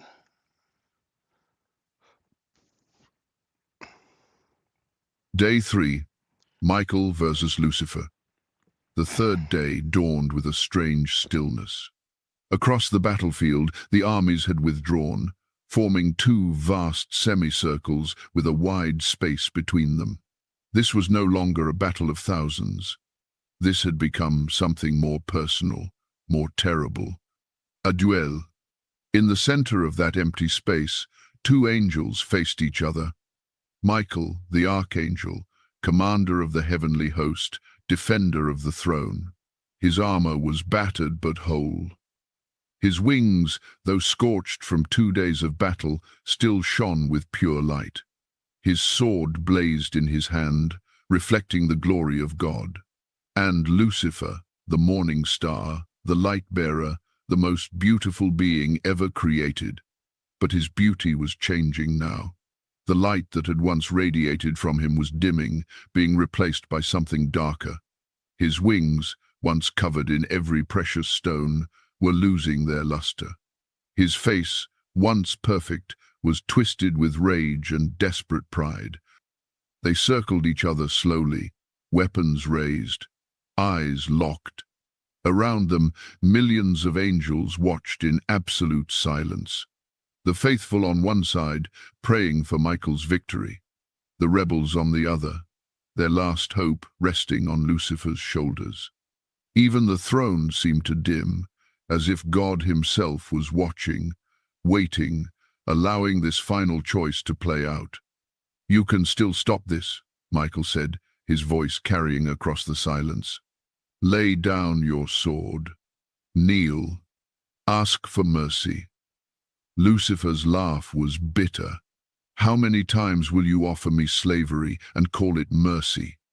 "It is not slavery to love the one who made you," Michael replied.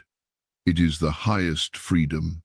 "You are a fool," Lucifer said coldly. "You fight for a throne that will never be yours. You serve a master who does not share his glory. You waste your strength defending a tyrant." "He is no tyrant," Michael said firmly. "He is our Father, and I will not let you desecrate his throne." "Then defend it," Lucifer snarled. "If you can." He struck first, his dark blade cutting through the air with terrible speed. Michael parried, his sword meeting Lucifer's with a sound like thunder. The impact sent shockwaves rippling across the battlefield, causing angels on both sides to stumble. They broke apart, circled, struck again. The duel was unlike anything heaven had ever witnessed. These were not ordinary angels. These were archangels, beings of immense power and skill, created by God to be leaders among the host. Lucifer fought with brilliant aggression, his blade moving in complex patterns, attacking from multiple angles, seeking any opening in Michael's defense. His movements were beautiful, artistic, like a deadly dance. He had been created for glory, and even in rebellion, that glory showed through. But Michael fought with something stronger than skill or beauty. He fought with purpose. Every block, every parry, every counterstrike was made not for his own honor, but for the defense of the throne. He did not fight to prove himself superior. He fought because it was right, because it was necessary, because someone had to stand against the darkness, and God had chosen him. Their blades met again and again, neither gaining clear advantage. They fought across the crystal sea, their wings carrying them through the air in a deadly ballet. Sparks flew where their weapons clashed, falling like stars toward the ground below. Lucifer pressed the attack, his strikes coming faster, harder, more desperate. He could feel his strength waning, could feel the light draining from him with every passing moment. The rebellion had cost him more than he had realized. The act of turning away from God was not without consequence. He was becoming less, even as he fought to become more. "You are weakening," Michael observed, his voice sad. "Your power comes from him. By rejecting him, you reject your own strength." "I have strength enough to defeat you," Lucifer roared, launching a furious assault. But Michael weathered it, his defense unshakable. He waited, patient, until Lucifer overextended, and then he struck. His blade cut across Lucifer's side, drawing first blood. Lucifer cried out, not in pain, but in shock. He had never been wounded before, had never known what it felt like to hurt. He looked down at himself and saw something impossible. Where Michael's sword had touched him, his light was going out. The wound was not healing. Instead, darkness was spreading from it like a stain. "What have you done?" he whispered. "Nothing," Michael said quietly. "This is what happens when you separate yourself from the source of all life. You begin to die. Angels cannot die." "No," Michael agreed. "But they can fall. And you are falling, brother. Even now, even as you stand here, you are falling away from everything you were meant to be."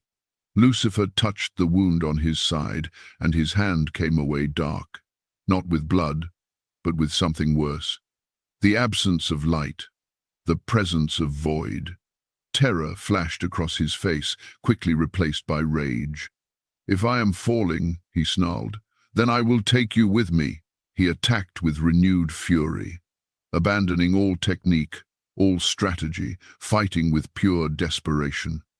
His blade moved like lightning, striking again and again, trying to overwhelm Michael through sheer aggression. But desperation is not strength, and rage is not skill. Michael blocked each strike, his movements economical, efficient. He did not waste energy, did not allow emotion to cloud his judgment. He simply fought with the calm assurance of one who knows he stands on the side of righteousness. And slowly, inexorably, he began to drive Lucifer back. Across the battlefield, the angels watched in growing tension. The faithful began to hope. The rebels began to fear. Beelzebub, watching from the rebel lines, felt his heart sink. He could see what was happening, could see the way Lucifer's movements were becoming more erratic, more wild, could see the darkness spreading across his once radiant form. "We are going to lose," he whispered to the angel beside him. "We cannot lose," the angel replied, but his voice was uncertain. "Lucifer is the greatest of us. He cannot be defeated." But even as he spoke, they both knew it was a lie. The duel raged on, minute after minute, hour after hour. Time seemed to stretch and compress simultaneously, each moment feeling both endless and fleeting. Lucifer was tiring. His wings, once so powerful, now struggled to keep him aloft. His sword, once wielded with perfect precision, now trembled in his grip. Michael remained steady, his strength sustained by something beyond himself. He drew power not from pride, but from purpose. Not from ambition, but from love. Finally, after what felt like an eternity, Lucifer made a mistake. He lunged forward, putting all his remaining strength into one final, desperate strike aimed at Michael's heart. Michael sidestepped, and Lucifer's blade passed harmlessly by. And in that moment, in that fraction of a second, when Lucifer was overextended and off balance, Michael struck. Not with his sword, but with his shield. He brought it up in a powerful blow that caught Lucifer in the chest, sending him tumbling backward through the air. Lucifer fell, his wings unable to catch him, and crashed onto the crystal sea. The impact sent cracks spreading across its surface like a spider web. He tried to rise, but his strength was gone. He pushed himself up on one arm, his sword lying just out of reach, his wings dragging on the ground behind him. Michael descended slowly, landing a few paces away. His sword was still raised, still burning with holy fire. The two of them locked eyes one final time. "It is over," Michael said softly. "You have lost." Lucifer's face contorted with hatred, with denial, with the absolute refusal to accept reality. "No," he gasped. "No, I cannot lose. I am Lucifer. I am the morning star. I am." "You are fallen," Michael interrupted, and his voice was filled with unbearable sadness. "And I am sorry, my brother. I am so sorry." He raised his sword for the final blow. But before he could strike, the voice of God echoed across heaven. "Enough." Michael froze, his blade still raised. "Step aside, Michael. His punishment is not yours to deliver." Michael bowed his head, lowered his sword, and moved back. Lucifer, still on the ground, looked up toward the throne. For the first time since his rebellion began, fear showed clearly on his face. The light of God's presence grew brighter, more intense, until it was almost unbearable to look upon. And from that light, words came forth, words that would echo through all of eternity. "Lucifer, son of the morning, how you have fallen from heaven." The words were not shouted. They were spoken quietly, with infinite sorrow. "You said in your heart, I will ascend to heaven. I will raise my throne above the stars of God. I will sit on the mount of assembly. I will ascend above the heights of the clouds. I will make myself like the Most High. Each word struck like a hammer, and with each word Lucifer felt himself diminishing, shrinking, becoming less. But you shall be brought down to Sheol, to the far reaches of the pit. And then the final judgment was pronounced. You are cast out, you, and all who followed you. No longer shall you dwell in my presence. No longer shall you bear the name of Light-bearer. From this day forth you shall be called Satan, the adversary, and your dwelling place shall be the earth until the time of final judgment. The throne blazed with light, and that light became a force, a wind, a mighty hand that lifted Lucifer and all his followers from the crystal sea. They rose into the air, struggling, screaming, their wings useless against the power of God. And then, with a sound like thunder, they were hurled downward, down from heaven, down through the realms, down toward the earth below. The fall had begun, and it would be a long, long fall. Chapter 8. The Fall. There are no words in any human language that can truly describe what it means to fall from heaven. It is not simply a physical descent, though that is part of it. It is not merely being cast out, though that too is real. It is something deeper, more terrible, more complete. It is the loss of everything. As Lucifer and his followers were hurled from the presence of God, they felt it all slipping away. The light that had sustained them since the moment of their creation began to fade. The glory that had covered them like a garment started to unravel. The joy that had been as natural to them as breathing turned to ashes in their mouths. They fell through layers of reality that humans can barely conceive of, tumbling down through the spaces between heaven and earth, spinning out of control, their wings useless, their voices raised in screams that echoed through the void. Lucifer fell at the front, his arms outstretched, his face twisted in rage and denial and dawning horror. His wings, which had once been covered with sapphire and emerald, ruby and topaz, began to change. The precious stones cracked and fell away like scales. The feathers, once white as snow and soft as silk, became dark and brittle. Some broke off entirely, scattering into the void like ashes on the wind. His skin, which had glowed with inner radiance, began to dim. The light that had emanated from every pore flickered like a dying candle, growing weaker with every passing moment. And the worst part was not the physical transformation. It was the spiritual one. For the first time in his existence, Lucifer felt cold. Not the pleasant coolness of a mountain stream or a gentle breeze, but a deep, bone-chilling cold that seemed to seep in from the darkness around him. It was the cold of separation, of being cut off from the source of all warmth, all life, all love. He tried to speak, to cry out, to call upon the power he had once commanded. But his voice, which had once led the worship of heaven, now sounded harsh and broken. No, he gasped, his words swallowed by the rushing wind of his descent. No, this cannot be. I am Lucifer. I am the morning star. I am meant for glory, not for this. But the void did not answer. It simply swallowed him, pulling him down, down, down. Behind him, his followers fell in a vast cascade, like stars dropping from the sky. There were thousands of them, angels who had believed his promises, who had followed his rebellion, who had chosen pride over love. Now they were paying the price. One angel, who had once stood among the cherubim, watched in horror as his four faces began to distort, to twist into something grotesque.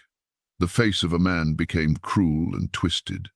The face of a lion became savage and feral. The face of an ox became brutish and dull. The face of an eagle became predatory and vicious. He tried to cover his face with his hands, but his hands too were changing.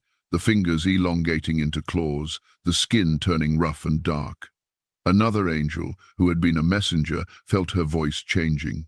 The musical tones that had once announced the decrees of God now came out in harsh whispers, in sounds that grated on the ear rather than blessed it. She tried to sing, tried to recall the hymns of heaven, but the words would not come. They had been taken from her, lost in the fall, replaced by something darker. All around, the transformation continued. Angels who had been created for beauty, for worship, for service, were becoming something else. Something twisted, something fallen. They were becoming demons. Beelzebub, who had been one of Lucifer's chief lieutenants, felt his mind changing along with his body. Thoughts that had once been clear and pure were becoming muddied, confused. He tried to remember why he had followed Lucifer, what promises had seemed so appealing, what vision had been worth abandoning heaven for. But he could not remember clearly. It all seemed hazy now, like a dream fading upon waking. Had he really believed they could overthrow God? Had he actually thought that rebellion could succeed? The realization of what he had done, what he had lost, hit him like a physical blow. He opened his mouth and screamed, a sound of pure anguish that mixed with the thousands of other screams surrounding him.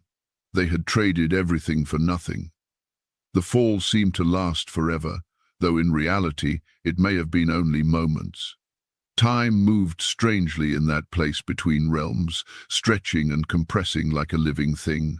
As they descended, the light of heaven receded above them, growing smaller and smaller, until it was just a distant point of brightness in the vast darkness. Some of the falling angels reached toward it desperately, their hands grasping at nothing, trying to grab hold of something that was already gone. "Please!" One angel cried out. "Please, have mercy. I repent. I was wrong. Let me come back." But there was no answer. The time for repentance had passed. The choice had been made. The line had been crossed, and there is no crossing back. Lucifer heard the cries of his followers and felt something he had never experienced before. Not guilt, not exactly. He was still too proud for that. But something close to it. A recognition that he had led them here, that their suffering was because of him, that he bore responsibility for their fate. He pushed the feeling away, buried it beneath layers of anger and defiance. He could not afford to feel guilt, could not afford to question. If he allowed himself to acknowledge that he had been wrong, that he had destroyed himself and thousands of others for nothing, the weight of it would crush him entirely. So instead, he clung to his rage, nursed it, fed it, let it grow until it filled all the empty spaces where light had once dwelt. If he could not have heaven, he would have revenge. If he could not sit on the throne of God, he would do everything in his power to hurt the one who sat there. If he could not be exalted, he would drag down as many others as he could. These thoughts sustained him as he fell, giving him purpose, giving him something to hold on to in the darkness. Finally, after what felt like an eternity of falling, they saw it. Below them, growing larger with every passing moment, was the earth. It was different from heaven. Where heaven had been made of light and crystal and glory, the earth was made of dirt and stone and water. It was a physical place, bound by time and gravity and natural law. It was beautiful in its own way, with green forests and blue oceans and mountains that touched the clouds. But to the falling angels, it looked like a prison. They struck the earth with tremendous force, crashing into mountains, plunging into seas, cratering the ground where they landed. The impact should have destroyed them, should have shattered their forms entirely. But they could not die. That was both their blessing and their curse. They were eternal beings, created to exist forever. Even in their fallen state, even transformed into something dark and twisted, they could not cease to be. Lucifer hit the earth in a remote wilderness, a place of rocks and sand and burning heat. The impact created a crater, sending up a cloud of dust that took hours to settle. He lay there for a long time, unmoving, his mind struggling to comprehend what had happened. Just days ago, he had stood before the throne of God. He had led the worship of heaven. He had been the most beautiful, the most glorious, the most exalted of all created beings. Now he was here, cast down, broken, fallen. Slowly, painfully, he pushed himself to his feet. His wings, once his pride, now hung from his back like tattered rags. His body, once radiant with light, was covered in shadows. His face, once perfect, was marked by the corruption of pride and rage. He looked down at his hands and saw that they were no longer the hands of an angel. They were darker now, harder, bearing the marks of what he had become. He threw back his head and screamed, a sound of pure fury and loss that echoed across the wilderness. "I will not bow," he shouted at the sky, at the distant heaven he could no longer reach. "Do you hear me? I will never bow. You have cast me out, but you have not defeated me. I will have my revenge. I will turn your precious creation against you. I will." His words dissolved into incoherent rage, and he fell to his knees, pounding his fists against the ground. Around him, across the face of the earth, his followers were picking themselves up, assessing their new forms, coming to terms with their new reality. Some wept. Some raged. Some simply sat in stunned silence, too broken to react at all. They had fallen from heaven. They had lost everything, and there was no way back. But Lucifer, even in his brokenness, even in his defeat, was already planning, already scheming, already preparing his next move. If he could not have heaven, he would make earth his kingdom. If he could not overthrow God, he would at least corrupt his creation. If he could not ascend, he would drag down as many souls as he could. He stood once more, his eyes fixed on the horizon, his jaw set with grim determination. "This is not over," he whispered. "This war has only just begun." And in that moment, Satan was born. Not just a fallen angel, but an active adversary. Not just cast out, but committed to opposition. Not just defeated, but defiant to the end. The morning star had fallen, and in his place stood the father of lies, the prince of darkness, the enemy of all that is good. Heaven had won the battle, but the war for the souls of mankind was about to begin. Chapter 9. The Aftermath in Heaven.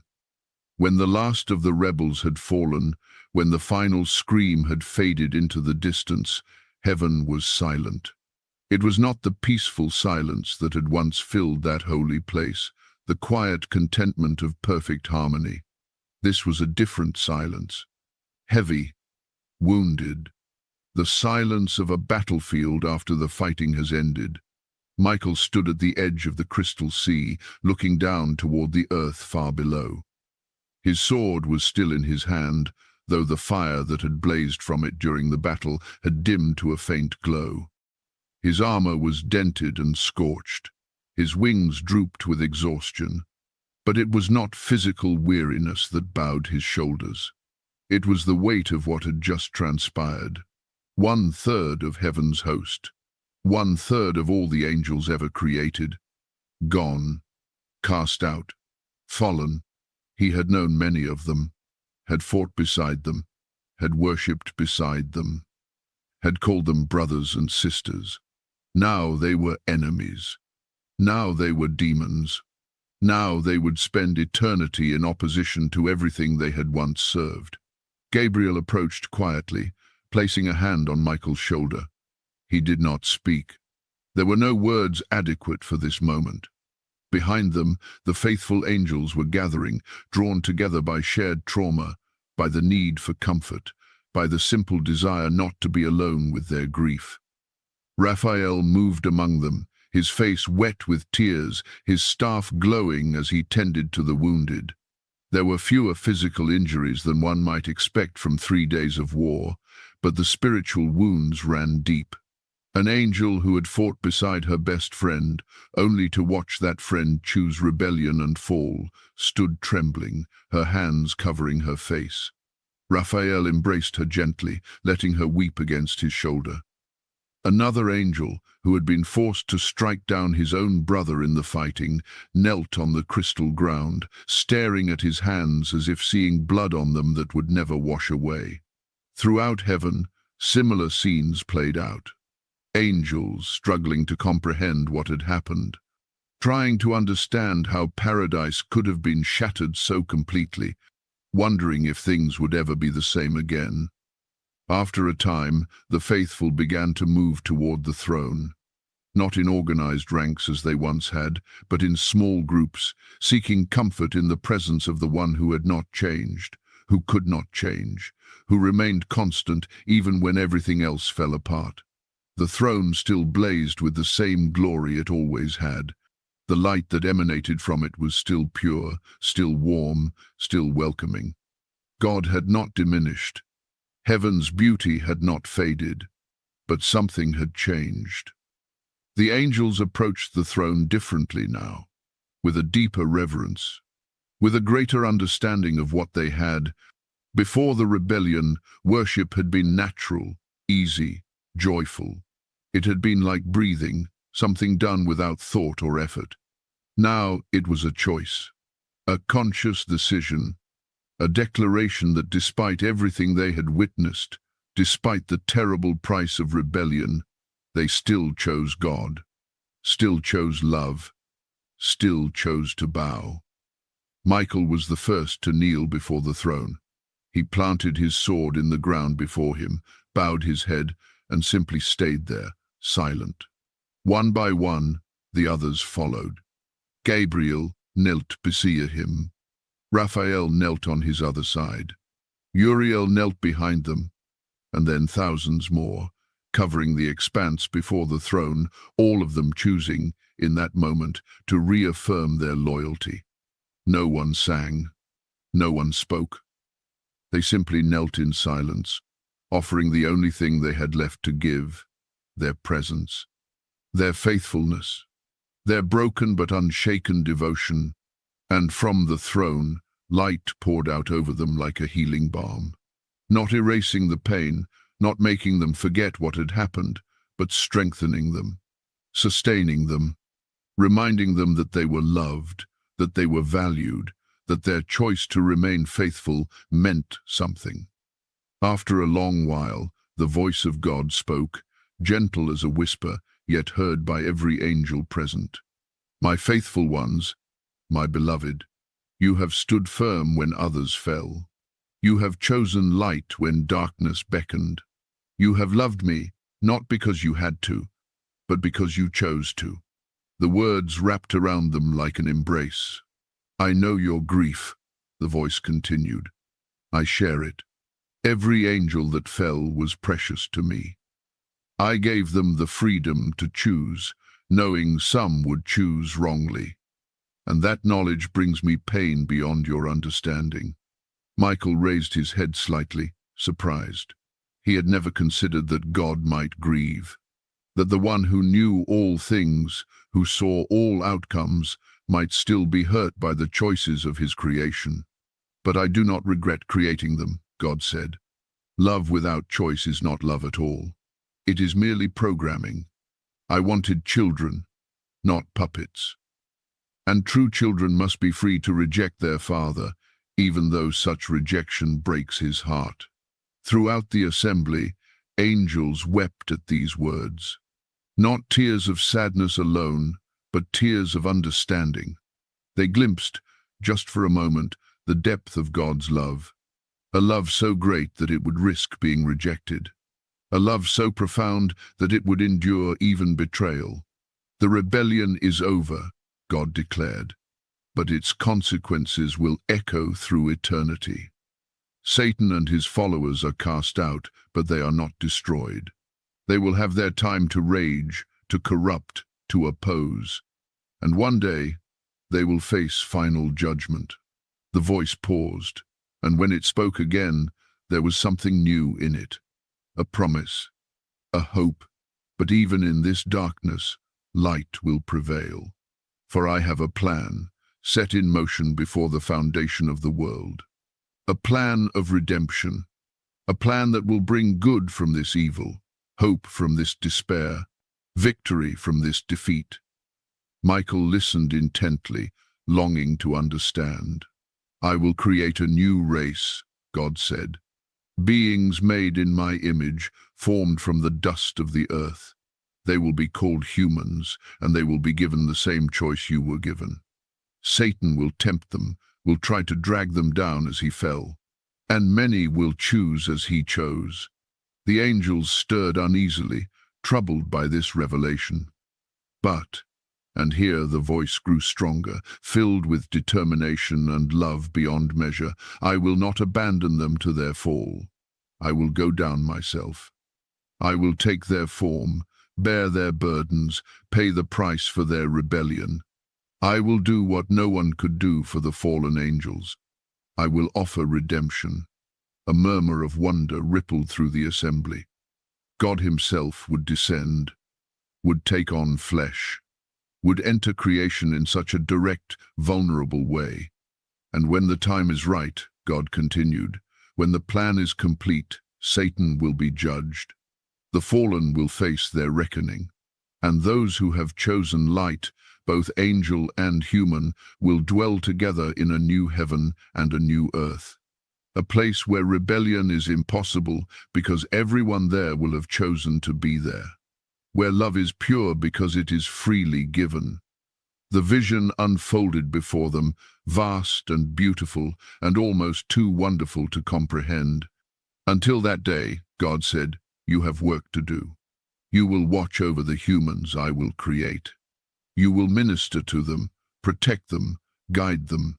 You will war against the forces of darkness, not with swords as you did here, but with truth and love and faithful service. Michael felt purpose settling back into his soul. The grief remained, but it no longer paralyzed him. There was work to be done, a mission to fulfill, a future to fight for.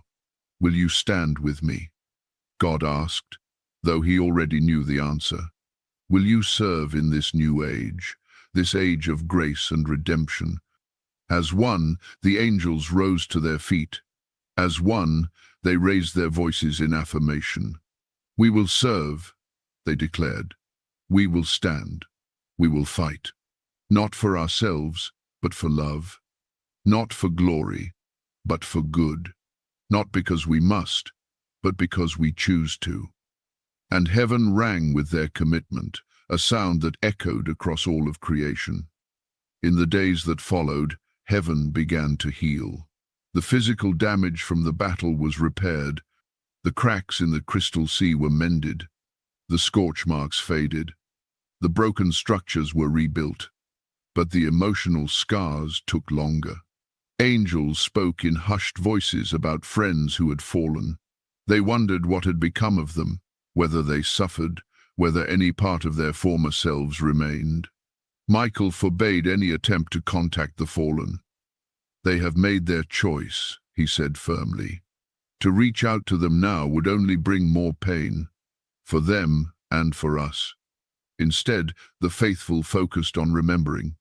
They told stories of the fallen as they had been before the rebellion.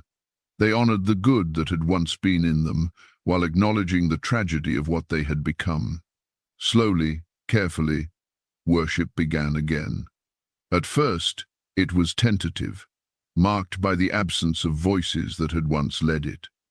But gradually, new voices rose to fill the gaps. New songs were composed, songs that spoke of faithfulness tested and proven, of love that endures even through betrayal, of hope that survives even in darkness. Gabriel took on new responsibilities, becoming God's primary messenger to the created realms. He would be the one to announce births and deaths, victories and judgments, always carrying the word of God with precision and power. Raphael continued his work of healing, but with a deeper understanding of the wounds that cannot be seen. He learned to comfort not just bodies, but souls. And Michael, the warrior, the defender, took up his eternal post. He stood between heaven and earth, between light and darkness, his sword always ready, his vigilance never wavering. For he knew, as they all knew, that the war was not truly over. It had simply moved to a new battlefield. And when God created humanity, when Satan began his work of corruption and temptation, the angels would be there. Not to fight with swords this time, but to serve, to protect, to guide, to stand as proof that even in the face of darkness, light can prevail. Even after the worst has happened, hope remains. Even when heaven itself has been torn apart, love endures. And one day, when all things are made new, when the plan of redemption is complete, there will be no more rebellion, no more war, no more tears. There will be only worship, only joy, only love. But until that day, the faithful angels kept their watch, and heaven, though wounded, still shone with undiminished glory.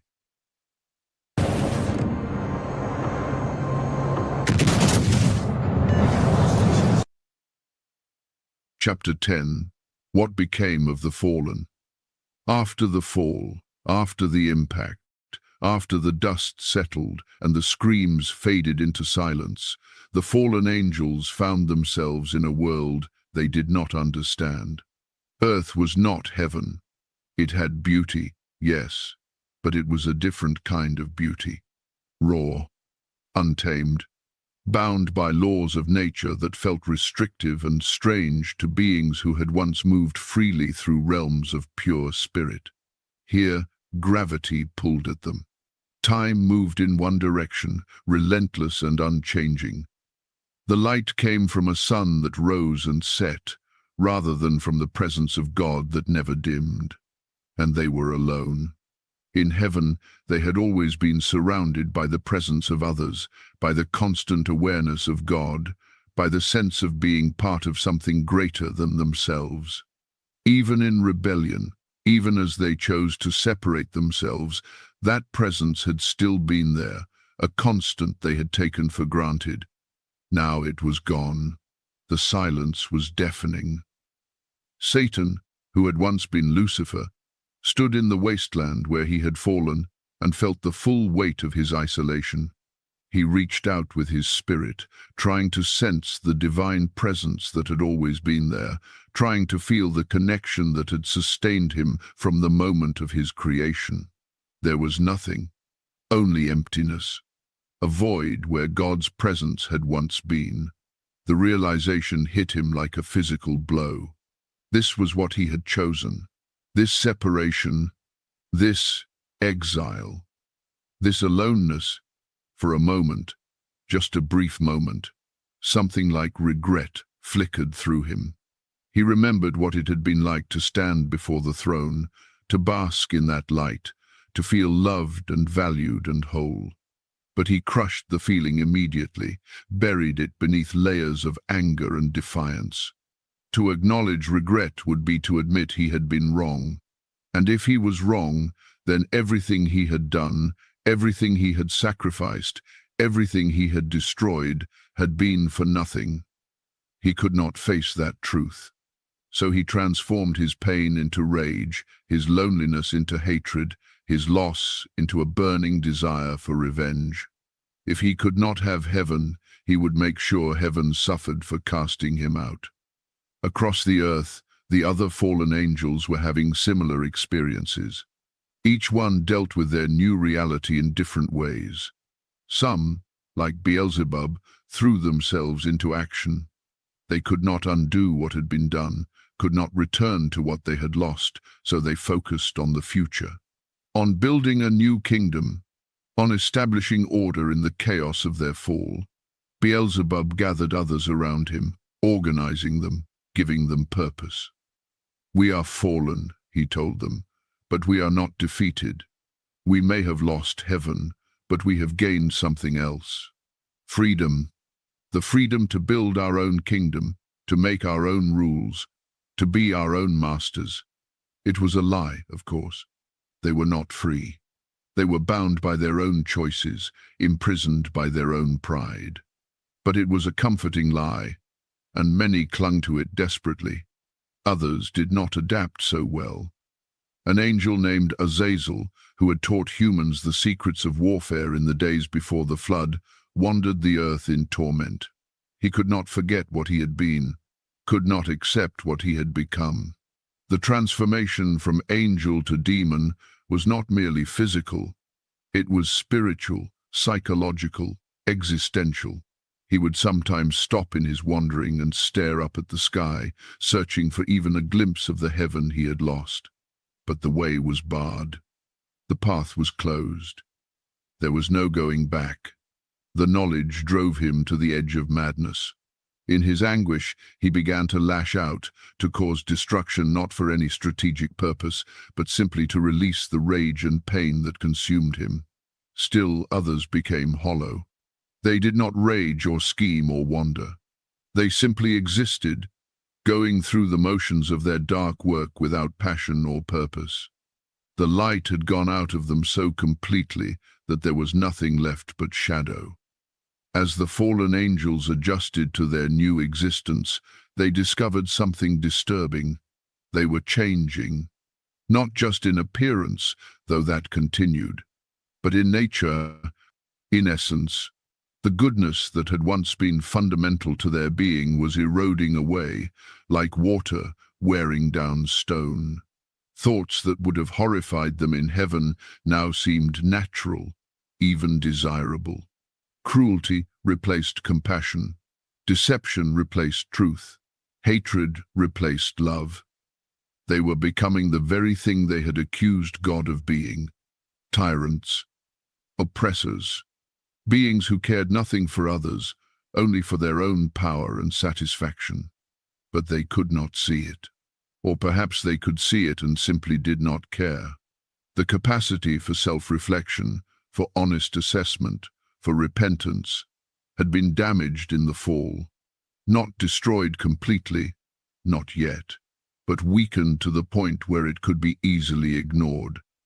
And so they descended further into darkness, each choice leading to another, each sin making the next one easier, until the beings they had once been were almost unrecognizable.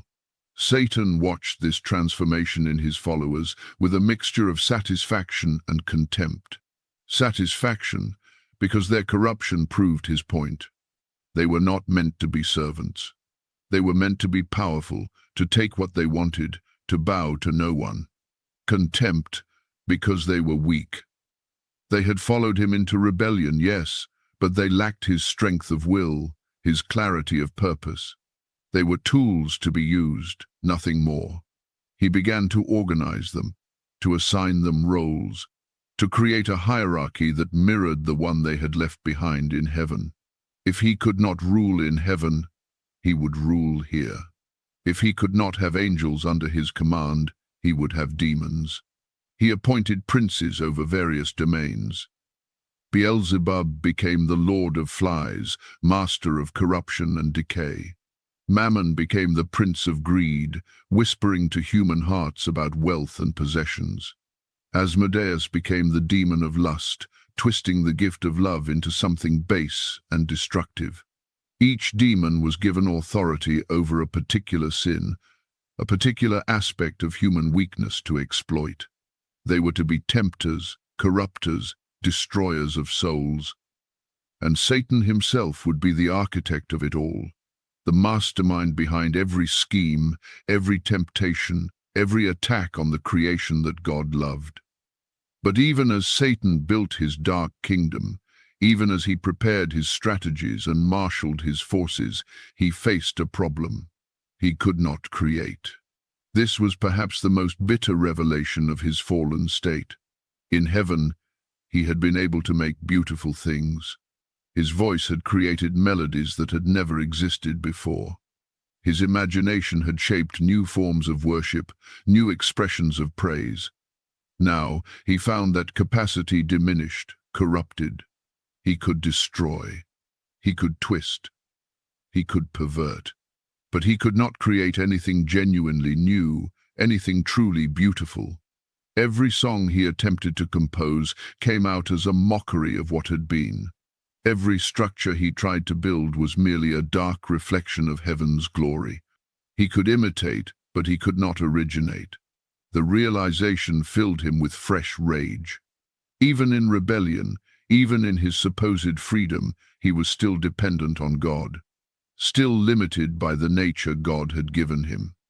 Still, in a fundamental way, beneath the one he had sought to rival, it was unbearable, and it made him hate all the more.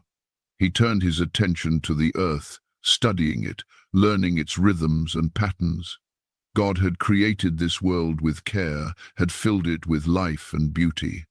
Satan could see the fingerprints of the divine all over creation, and he vowed to mar every single one of them. He could not destroy the earth completely. He did not have that power, but he could corrupt it. He could introduce discord where there was harmony. He could plant thorns among the flowers. He could turn creatures against each other. But his greatest opportunity, he knew, would come when God created the beings he had spoken of, the humans, the ones made in God's image, given the same choice the angels had been given. Satan smiled at the thought, a cold, cruel smile that held no joy. God wanted to give them a choice. Very well. Satan would make sure they chose wrongly. He would tempt them just as he had tempted the angels. He would promise them freedom, knowledge, equality with God. And when they fell, when they too were cast out and broken and separated from their Creator, God would understand what it felt like to be betrayed by those he loved. It would not be the same as defeating God directly. Satan understood now that such a thing was impossible. God was infinite, eternal, all-powerful. There could be no true victory against such a being. But there could be revenge. There could be the satisfaction of causing pain, of striking back, of making God regret the day he had created free will. That would have to be enough. And so the fallen angels settled into their new existence. They established themselves in the hidden places of the earth, in the shadows between light and dark, in the spiritual realm that overlapped with the physical. They became known by many names as the ages passed. Demons, devils, unclean spirits, powers of darkness, principalities and rulers of the air. But beneath all the names, beneath all the titles and roles, they remained what they had always been, fallen angels, created for glory, now dwelling in shadow, made for worship, now devoted to rebellion, meant for love, now consumed with hatred. They were not as powerful as they had been in heaven. The fall had diminished them in ways they were still discovering. They could not be everywhere at once. They could not read minds, though they could observe behavior and make educated guesses. They could not force humans to do anything, only tempt and suggest and manipulate. But they were still formidable. They were ancient, wise in the ways of deception. They knew the weaknesses of created beings because they themselves were created beings who had fallen to those same weaknesses. And they had nothing but time. Eternity stretched before them, a sentence they could not escape, a prison without walls. Some of them wondered, in the quiet moments, whether there would ever be an end to this existence, whether God's plan of judgment would eventually come to pass, whether the lake of fire that had been prepared for Satan and his angels was real or merely a threat, but most did not think that far ahead. They focused on the present, on the work of corruption and destruction, on the small victories of leading souls astray. It gave them purpose.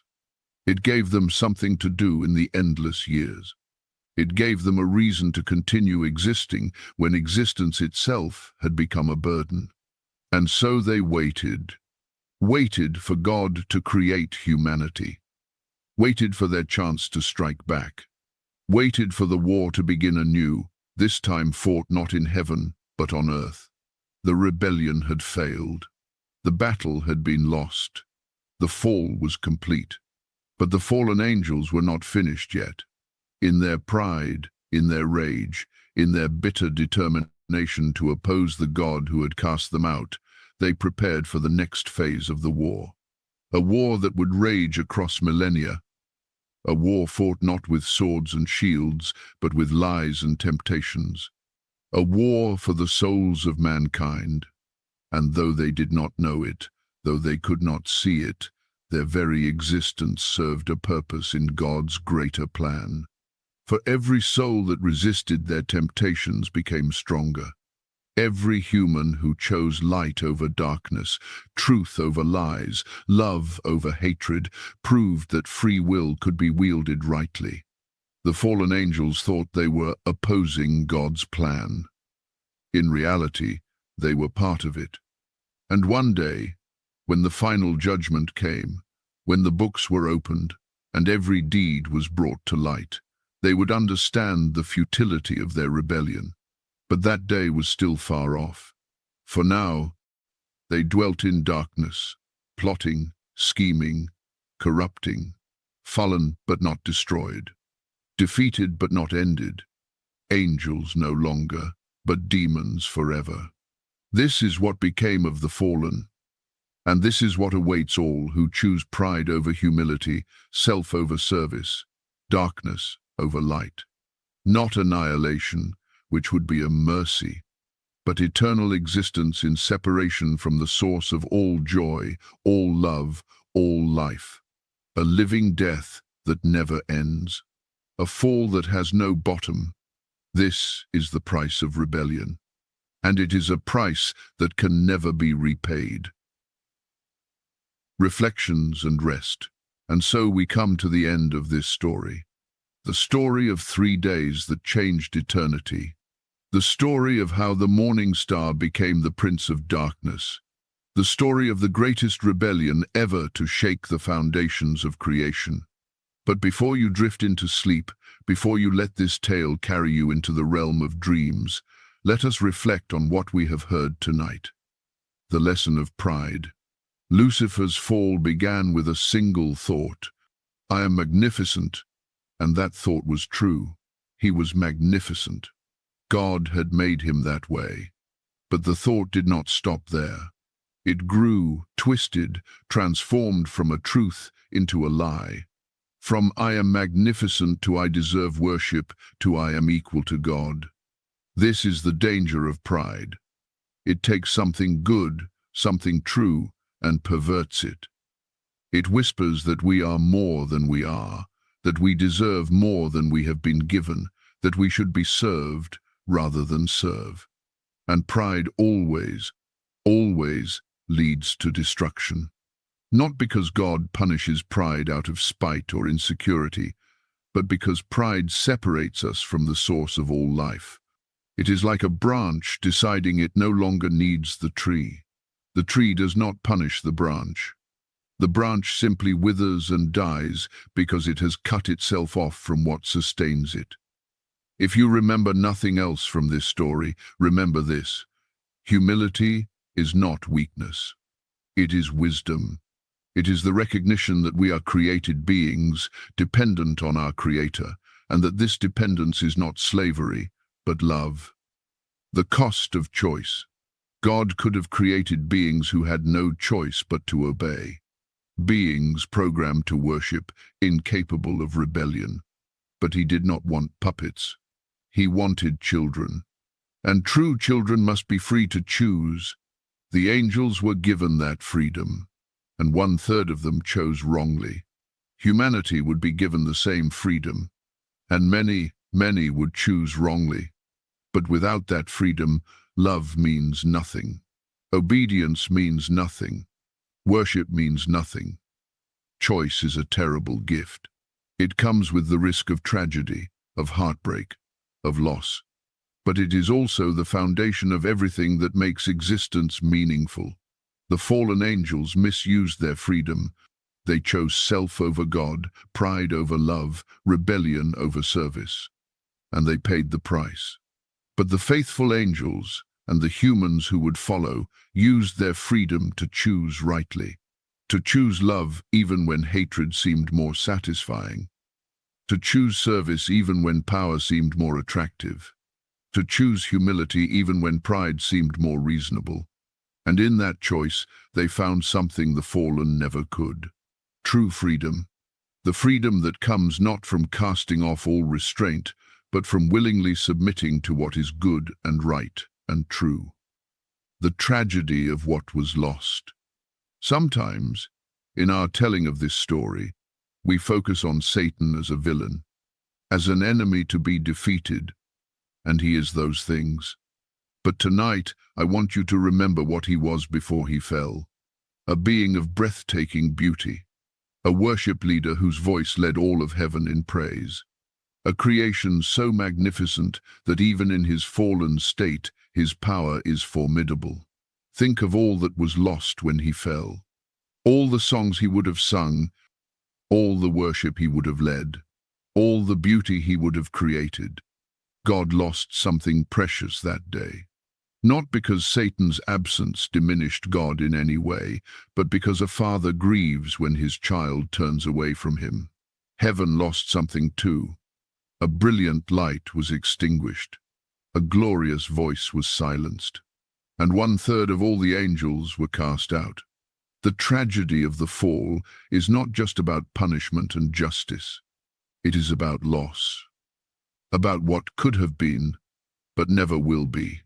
And if you ever find yourself tempted to pride, to rebellion, to thinking you know better than God, remember what Lucifer lost. And ask yourself if any imagined freedom is worth that price. The hope that remains.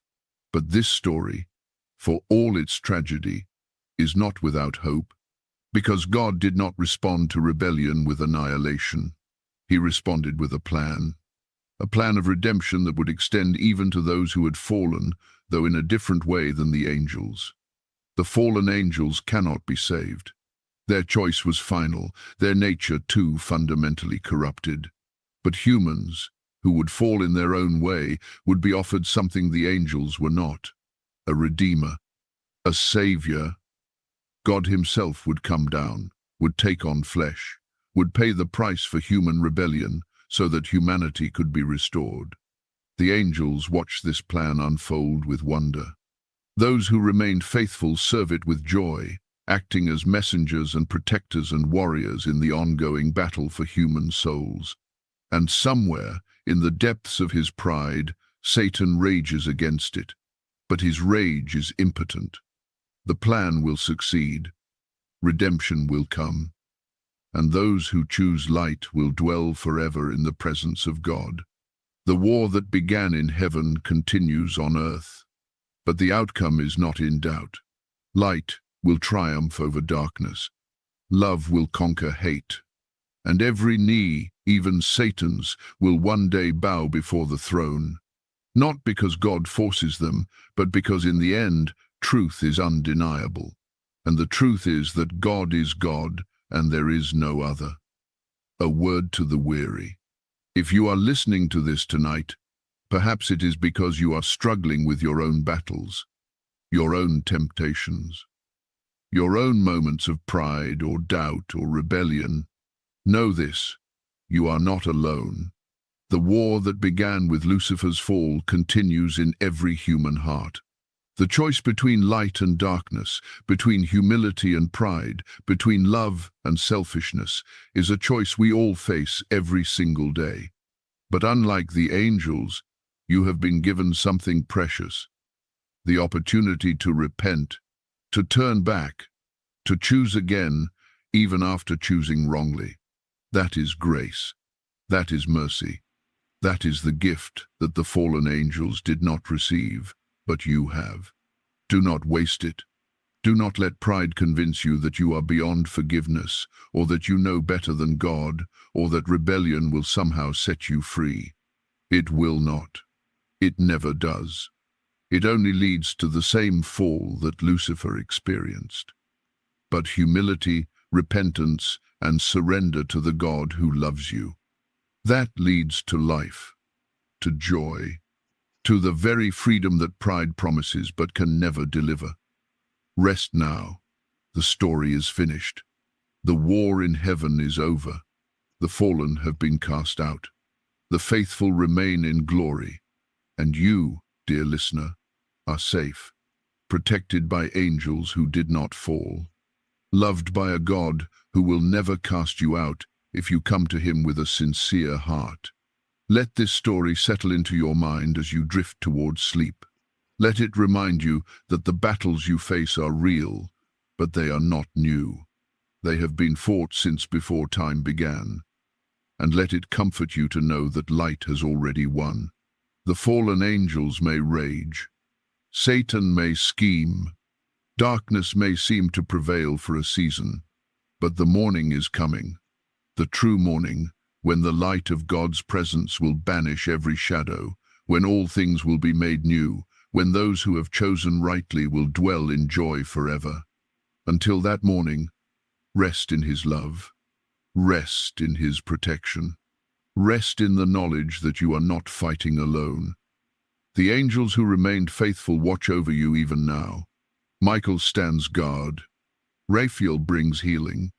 Gabriel carries messages of hope. And above them all, the God who created you, who knows you, who loves you beyond measure, keeps watch through the night. Sleep peacefully, beloved. The war in heaven is over. And in the end, love wins. Always and forever, love wins. Good night. May God's peace be upon you, and may you wake tomorrow with the strength to choose light over darkness, humility over pride, and love over all. Amen.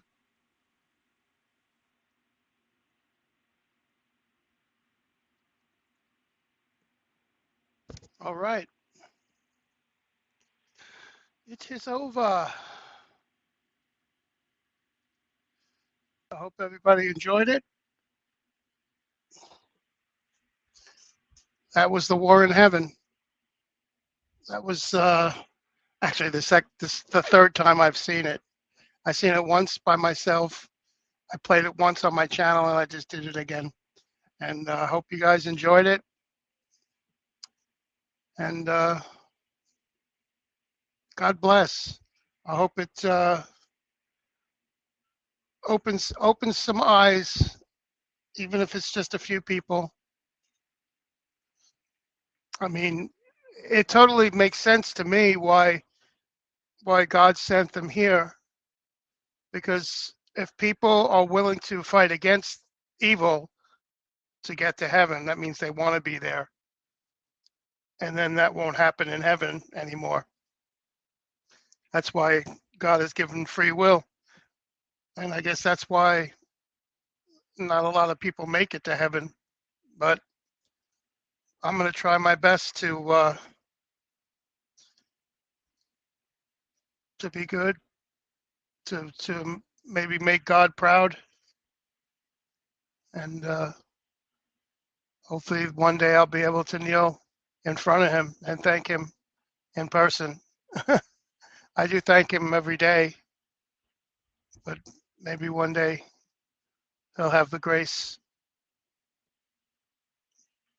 Anyway, I'm going to shut it down now, and I'll see you guys soon. Peace out, everybody.